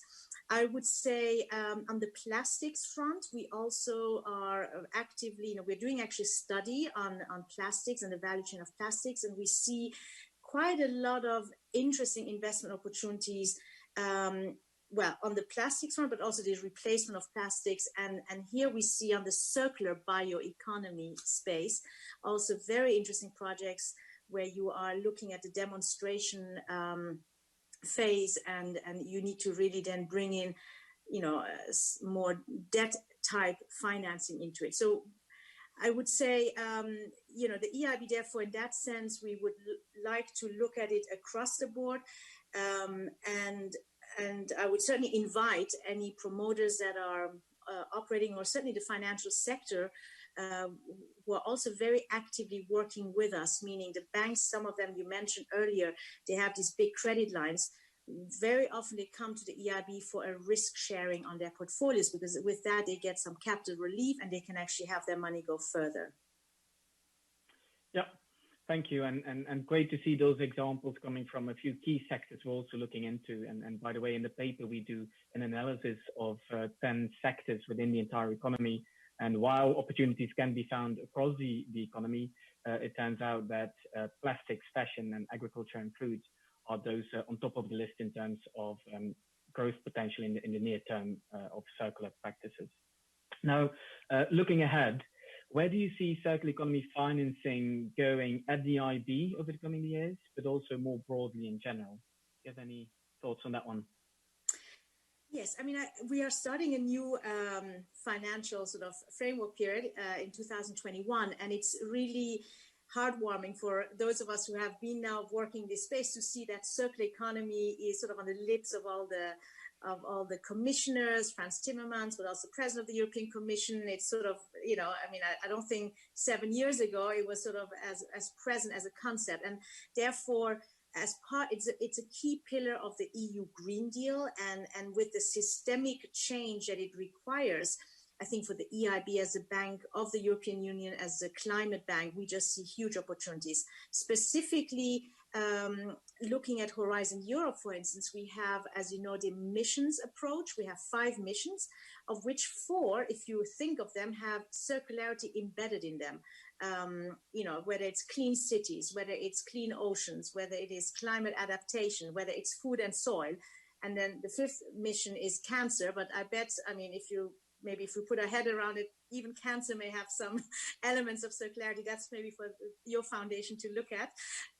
So here are the great opportunities for the EIB as to not only invest in projects that help those missions, but also, and you mentioned earlier, to develop some blended instruments that are perhaps targeting certain areas where there are still gaps in our own tool of financing, our financing sort of toolkit, as well as, emerging things that are coming up. And I think that the other big opportunity, of course, is how digital and climate technologies will reinforce each other. And I think for circular economy, this is probably going to be a big new thing for us. Just think of the sensor and AI, and it's probably, it's just a matter of joining up these things to look for and finding those opportunities. Yes, thank you. And I can only agree. I mean, there's so much you mentioned, that the importance of technology as an enabler, the link to climate change, and how circular economy is a crucial part of the solution. And then actually getting to the fifth mission on cancer, well, I could see medical equipment and refurbishing imaging equipment, for example, definitely is a great example of how companies already nowadays, like Philips, are making most of the circular economy opportunity. You're absolutely right. I had not thought of that, and this is spot on. So we need to look at the cancer as well. Yes, well, definitely. And well, there's actually, in the paper, we do talk about it. So there is, the market is forecasted to grow quite significantly over the 10 coming years. So there's more in the paper.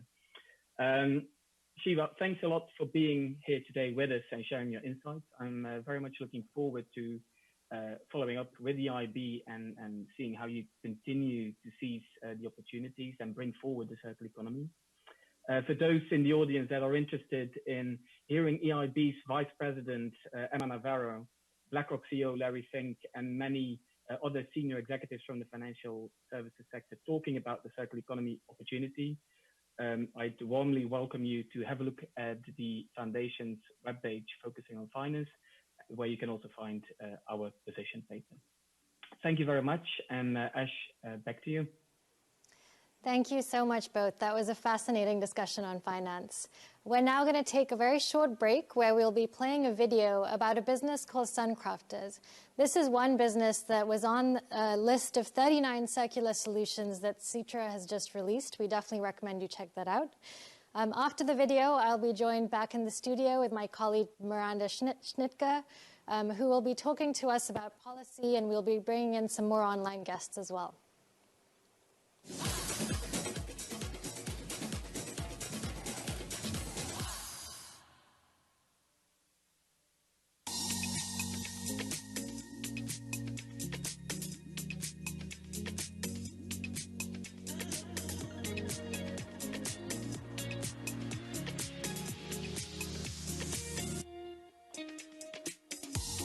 Suncrafter upcycles off-grid solar generators from decommissioned solar modules, and by that we on the one hand produce clean energy and on the other hand reduce solar waste.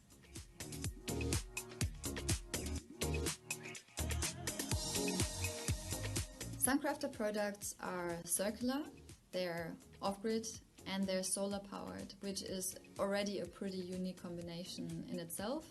But it's not only the product that is very sustainable, also the use cases are in line with the Sustainable Development Goals.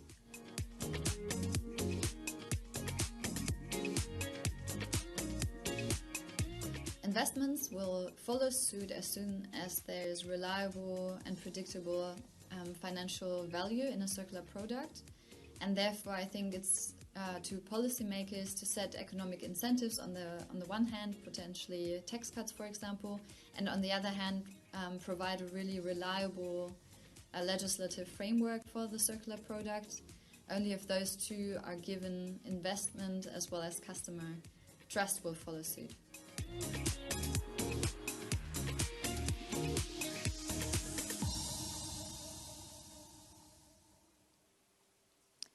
Hello and welcome back to the final part of our session. On to policy now. I'm joined by my colleague Miranda, who leads our efforts on national governments. It's great to have you here with us to guide us through this next bit of the discussion. Thanks, Ash. It's great to be here. So before you bring on the rest of our guests, it'd be great to hear from you actually on what you think the role of policy and governments is in the circular economy transition. Yeah, absolutely. I mean, we see policy alongside finance as an absolutely key tool in enabling the transition.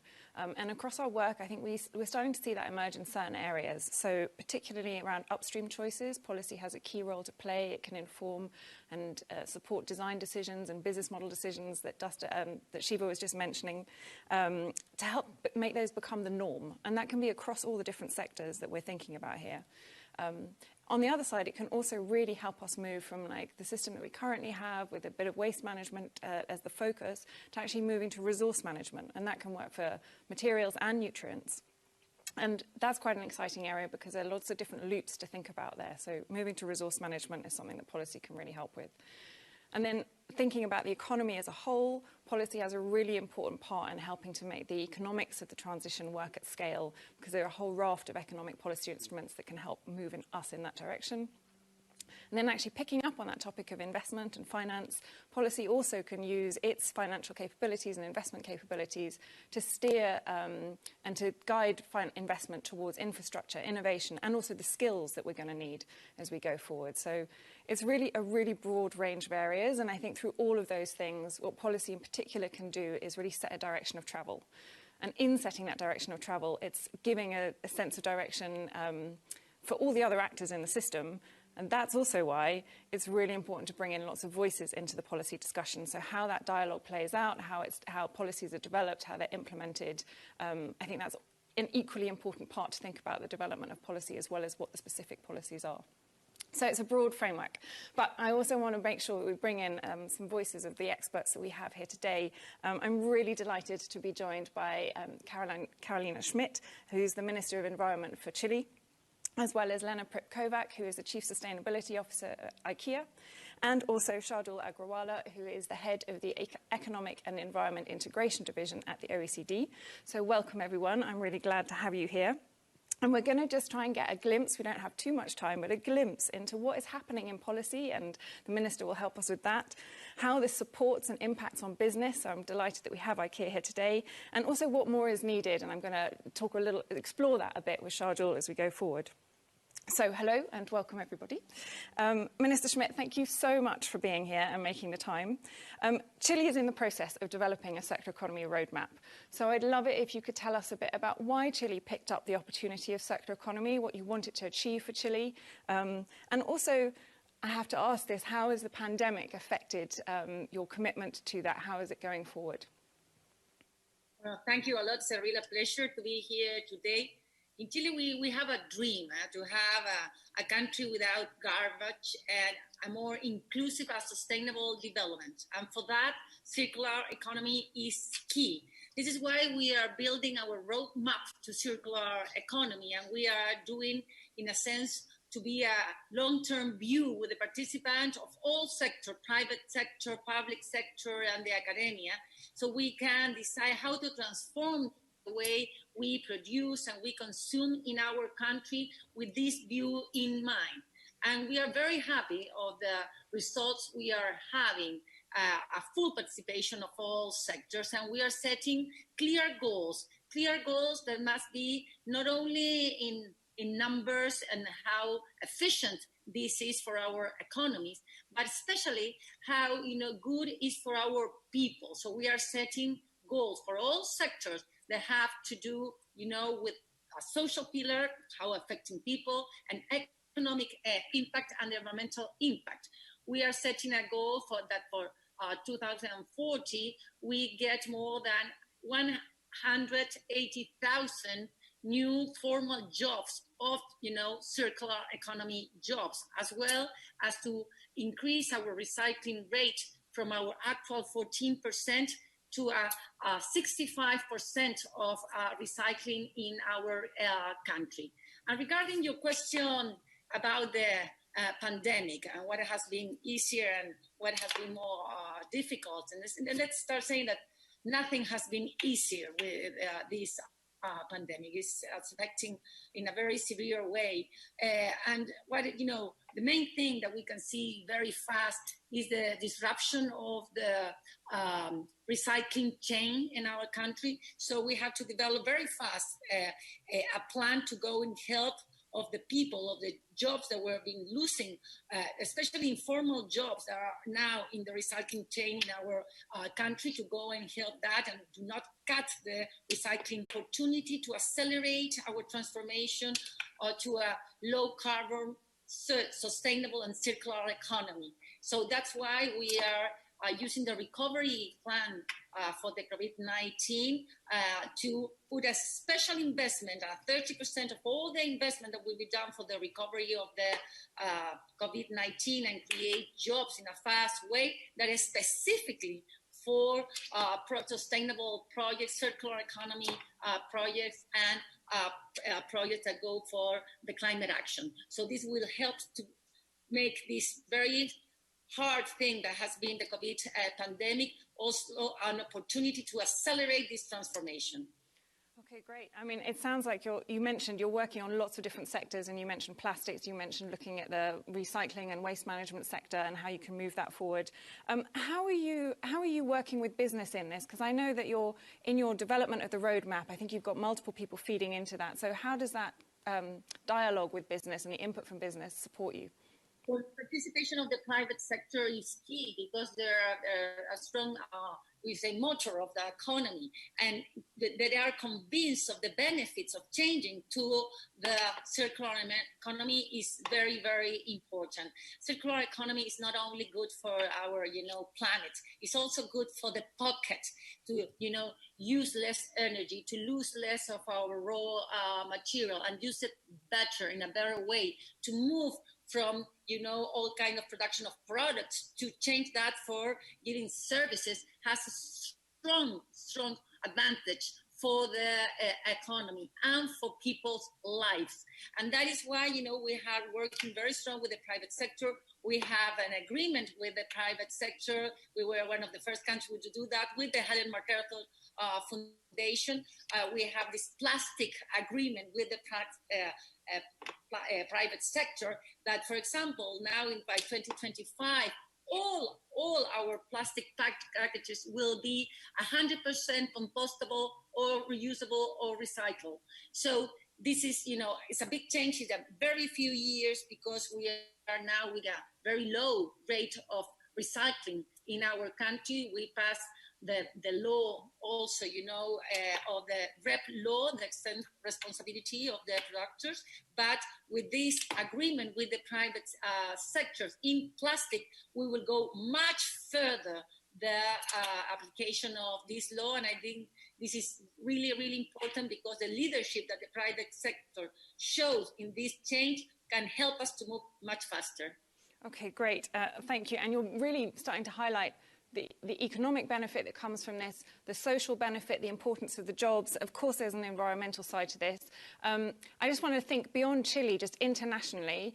Where are you looking? Where would you like to see circular economy appear more strongly in the international dialogue? I know last year you were the presidents of the COP process. So, what are you looking for there? As our strategy, a national strategy for organic waste, that is really important. Is we say more than 58% of the garbage bags domestically, and we put a specific objectives in circular economy that for monitoring the advances in circular economy in our country.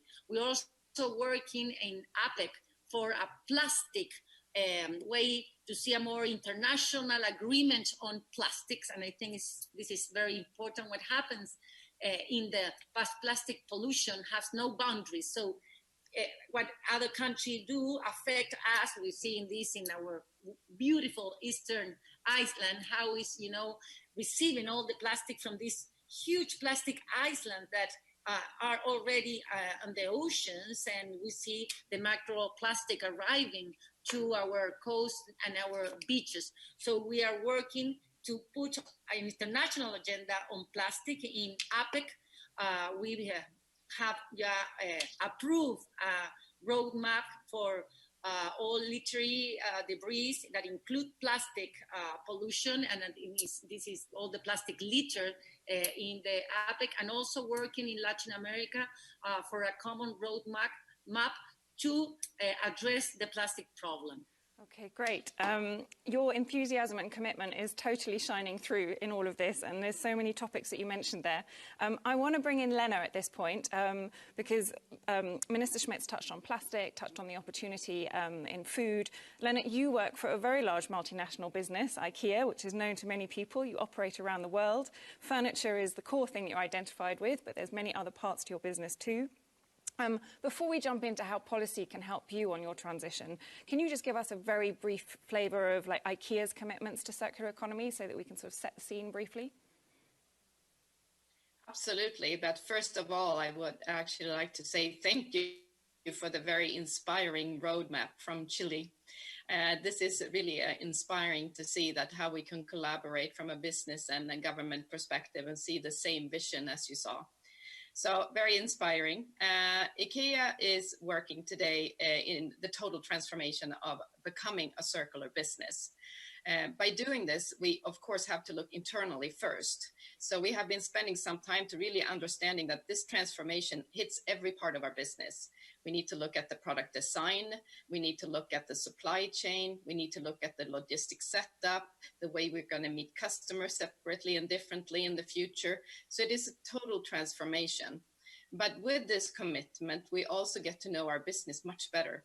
And we can also see the future completely different, because there is going to be different services. There's going to be a different way of communicating and a different way of engaging with people around the globe.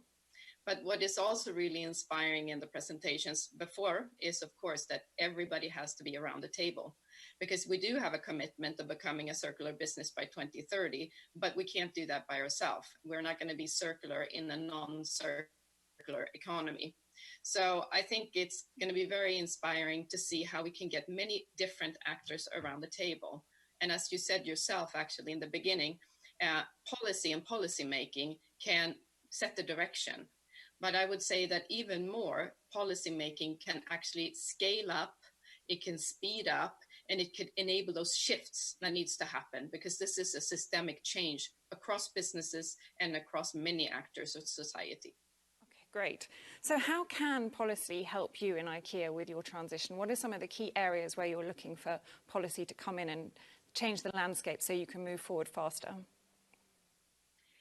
First of all, since it does hit everywhere, you actually need to look at policy differently when you talk about circular and move away, which I know has been talked about a lot during these days, from the extended producer responsible fixing the waste solution. I think that we really need to start to look into all the areas. It is around agriculture. It is around building and construction. It is about logistics. It's also about employment, different type of employment laws. It is about innovation in different ways and having incentives of that. So I do see that there's many possibilities here, but to widen the area that we are looking into to really help. Then that will help us too, because we can speed up and scale good ideas. We heard in the finance sections, there is tons of good ideas. We don't lack good ideas and innovation, but we do have sometimes barriers to scale them and make them reach many people. Okay, great. So there's everybody needs to get around the table.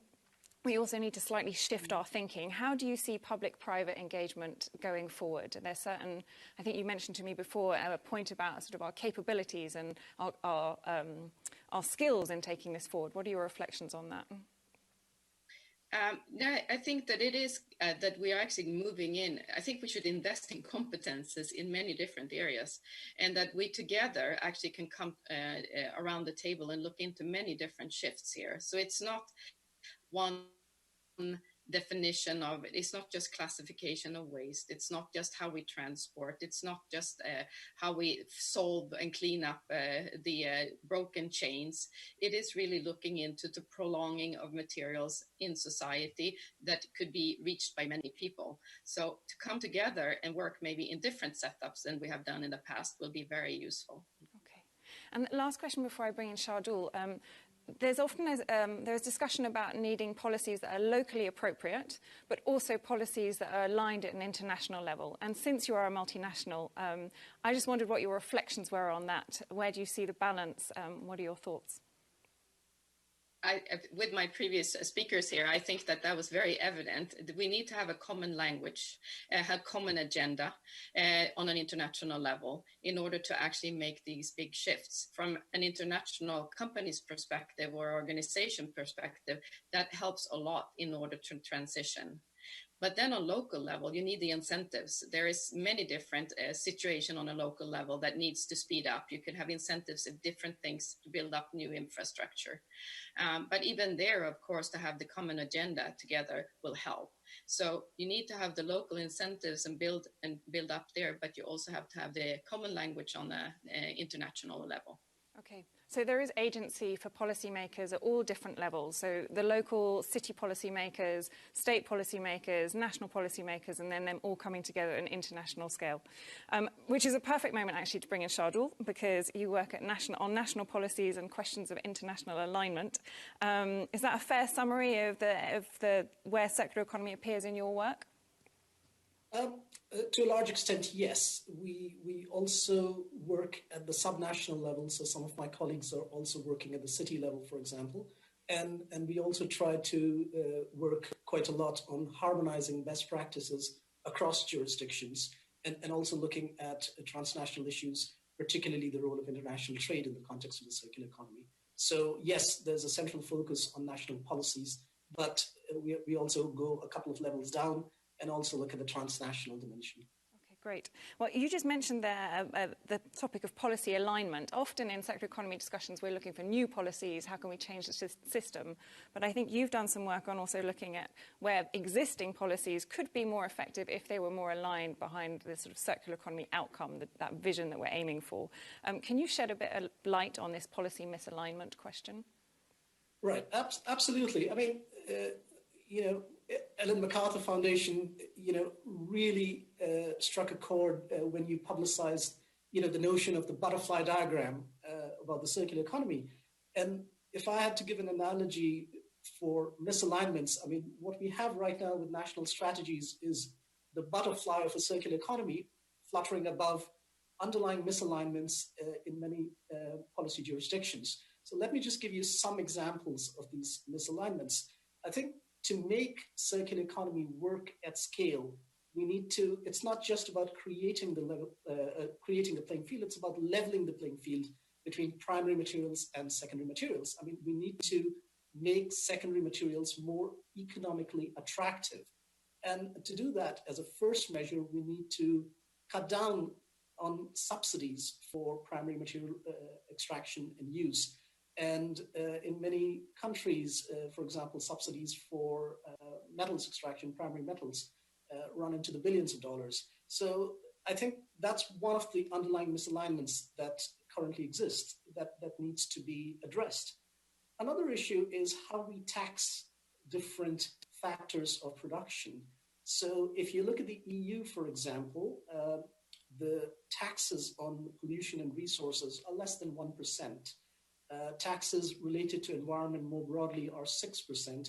Taxes on labor are 51%. Now, if we have to move to a circular economy, a lot of the activities are going to be much more labor and less capital intensive. So there's a very fundamental discussion that needs to take place in terms of taking a second look at the nature of the tax system and whether that needs to be fixed. I mean, I don't say that lightly. There are good reasons why the tax system exists the way it does, and there are many other factors to take it into account. But we really, beyond the policies and roadmaps and strategies, we need to get at the underlying incentives that shape the actions of private actors, but also the actions of producers. And this is where some of the misalignments lie. Okay. Thank you for that insight. Really helpful also with those figures on how, for example, in the case of tax, how that currently breaks down and where we might have opportunities to create other systems. You also mentioned trade, which is, I think, a kind of newer policy area that's come into the circular economy discussion. What are you looking at there in trade in relation to circular economy? Indeed, it is a relatively new area, but it's gaining traction very rapidly. What we noticed a couple of years ago was that while there was a lot of focus on circular economy, most of the attention was at the national level or regional levels within a country or city level, but people were not looking at the interactions between economies. And I think the goal we should have is closing material loops, not within a jurisdiction, but ultimately at a global scale. And if there's a comparative advantage elsewhere in the world, then we should seek those opportunities to close the loops, even if they fall outside the jurisdiction. Now, of course, there are always issues with the voices at the table, also doing that in your roadmap development. That is all we have time for. Thank you so much for joining us from the respective locations around the world and for bringing this topic of policy and circular economy to life. Thank you to the audience for tuning in and participating online, and for also being part of making this transition happen. We all have our part to play. So we are rapidly drawing to the end of this very first Circular Economy online forum with the World Circular Economy Forum. And just to conclude it all for us, let's go back to the Helsinki studio. Thank you so much, Miranda, and before Miranda, Ashima as well. I really wish I could have teleported to the Isle of Wight to be with you in the studio. But I think now we have about 10 minutes to wrap up, and I have written a lot of notes here that I thought I would read off the script, literally just read off this to cover as much as possible, because there's so much that's happened. Are you sure, Tim? Well, do you have any other ideas? Well, how do we wrap this up, Vera? So much has happened. I think our audience might be getting slightly tired of us recapping. Should we just try something new? I don't know. Something different? Well, there's a bunch of people there. I think, yeah, let's bring our colleagues in. There's Rikku, and there's Pauli, Malena, and Laura. Could you give us a sort of a recap of what's happened? With people. Storytelling, the economic and other opportunities of circular economy is very important. Show the good cases. Illustrate how circular economy can have positive impact. I think that is very important, and I can't wait the stories we will hear next year in Toronto. Thank you, Laura. Well, as we heard, circular economy looks a bit different everywhere in the world. So adaptation should also be done in a manner that takes into account the local specialties, solutions, as well as spices. In Africa, the circular economy is taking quantum leaps, and businesses can really take lead even though the regulation is not quite there yet. Investing in circularity will lift the development potential to max and also create decent jobs while doing it. And empowering and educating women and youth will lead the way to an inclusive transition. Yes, Laura mentioned the storytelling. I was touched by the story of Vancouver yesterday about the old houses, 100 years old houses which were taken down, and somebody noticed that, wait a minute, there's at least 300 years old wood in the houses. Are you going to throw them away? Obviously not. And these are things that we have to notice. It's not by the government. Anyhow, government has a role also. Government traditionally uses regulation, taxes, but also we noticed that yesterday the government procurement in many countries, for example in the Netherlands, we heard yesterday, is 15% of the GDP. And that's really, really powerful tool. But everybody financing companies needs to see profitability and sound business models. And of course, if these businesses are healthy, then everything happens. We heard today excellent quote by Ellen MacArthur saying that if we have problems in the economy, let's solve the problems by the economy itself. Over to you. Thanks, Pauli, and my dear colleagues. Yeah, when talking about businesses, we heard that COVID-19 has really kind of like shook companies to rethink the current way of making businesses. And it has been really encouraging to hear that circular business models and collaboration are seen as a crucial. That's why all of us who are working with businesses should put circular business models into practice. That was 45 seconds as planned, and back to Tim and Vera, to the studio. Well, thank you very much to our fantastic colleagues for helping out. I think we needed that. Oh, indeed. And we still have something in store for you. I am delighted to introduce the future WCEF organizers. We'll be having Roald Lapeur back, the Director General at the Ministry of Infrastructure and Water Management, Netherlands. And also Peter Schiefke, Parliamentary Secretary to the Minister of Environment and Climate Change of Canada. And soon here at the studio with us, Citra's own Mika Sulkinoja as well. So, over to Roald, I believe. Thank you very, very much. And let me start by I'm very impressed. Of course, a conference like this is meant to share ideas, to share action, but also to inspire each other. And I think that is exactly what you have achieved. And I was really delighted to participate in some events, but I'm hearing very good feedback from what was happening also at the events I didn't personally attend. So great conference. What I hope you and everyone should expect is that we build upon the work of these 2 days, build upon the work done by Citra, by Finland, by Canada, and by many others, because we really believe it is the time, especially today, to seize the enormous opportunities that a circular economy can bring to the world, but also can bring to each and every one of us. So we are very honored. I am personally very honored that on behalf of the government of the Netherlands, I can announce that the Netherlands and Citra will jointly host a World Circular Economy Forum plus Climate in April 2021, on the 15th of April 2021 to be very precise, a high-level conference that will bring together decision makers from around the world.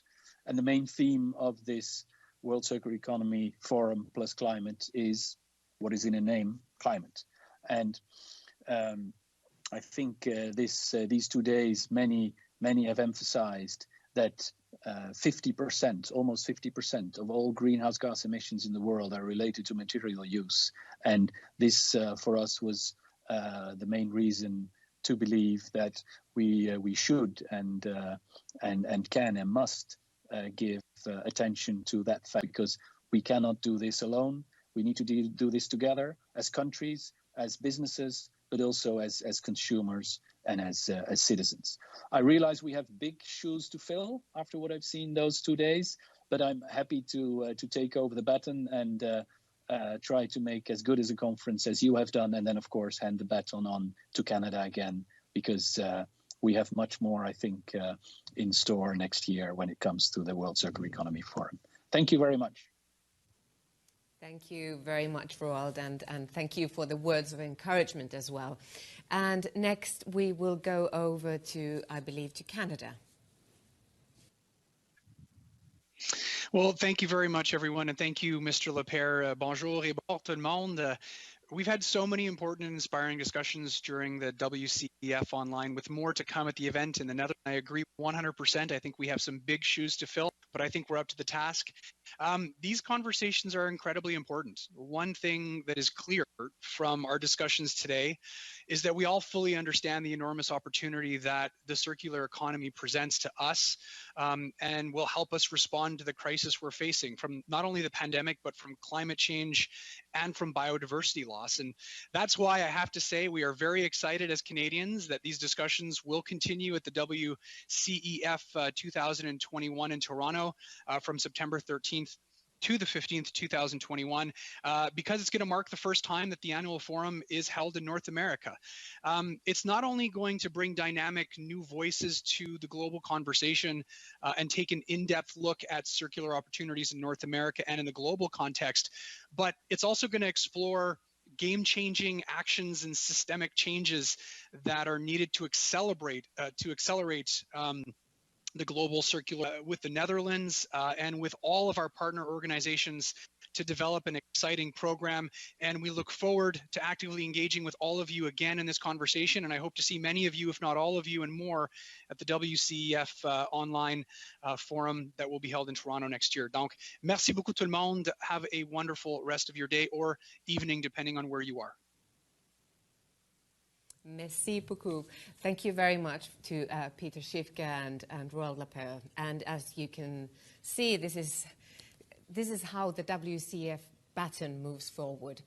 But with me at the studio, I have a dear colleague, Mika Sulkinoja, who's the project director for WCEF and obviously known as Mr. WCEF within Citra. And Mika, I just wanted to really just touch upon the fact how the WCEF story has evolved. And it was first launched by Citra in 2017. Now, we've been 3 times around the sun, as we say here, and we've been to Finland, Japan, and now we are obviously here at the WCEFonline, moving next to the Netherlands and Canada. And what has since happened on the CE front since we began this concept? A lot of things have happened. I think it's fair to say that circular economy has gone from theory to practice, has gone from niche to mainstream. While it's fair to say that very much work in progress regarding both of those statements, but we have certainly gone a long way. The number of countries, regions drafting strategies for circularity is increasing, has increased over the last few years. The number of corporations integrating circularity into their core business strategies is increasing, not just treating circularity as part of the sustainability reporting.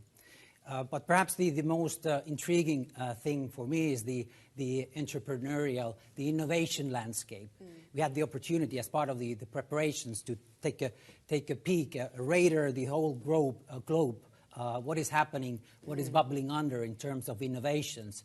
And we're showcasing 39 of those, the top of the iceberg of what we saw during that project. And it's great to see the circle of natives, young entrepreneurs with new business ideas coming into this business space with their ideas. And speaking of ideas, that's what really WCEF is all about, is sharing the ideas, bringing people together, that collaboration aspect that we heard a lot about today as well.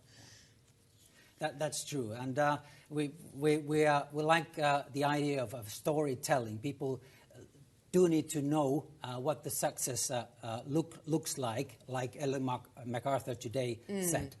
There are 2 aspects to that. The stories inspire us, and then we need to recognize that these stories, they don't happen in isolation. It's the context which enables them to be successful. And that's our job, to portray them in a context. And speaking of inspiration, what have been your personal WCEF highlights? And you can even share behind-the-scenes highlights now. Yeah, rather than the destination, my highlight is the journey. This whole forum is a co-creation exercise with our partners. 2 of them just spoke there. It's been fascinating to try and shape the circularity agenda in this network together with our international partners. But perhaps one of the highlights is the hijacking of a young delegation last year at the Finlandia Hall. Although it was to some extent arranged hijacking, they hijacked the main stage, but they meant serious business. I could tell by the gestures and the look in their eyes that they insisted us to change our consumer behavior and insisted us to respect the planetary boundaries. And that was an emotional, but still an inspirational moment for us as a group, WCEF group. Yes, I couldn't agree more. I witnessed that hijack as well, and it was something quite special. Well, thank you very much, Mika. Stay with us, because unfortunately, we're running out of time. We're running out of time. That? These 6 sessions. But fortunately, this is not it's not the beginning of the end. This will continue for a long time, and we have more than 70 side events happening throughout the fall. And then in April, we turn our eyes to the Netherlands, and in September next year, we turn our eyes to Canada. So stay in touch, and thank you so much for joining us. Thank you very much indeed, and see you soon.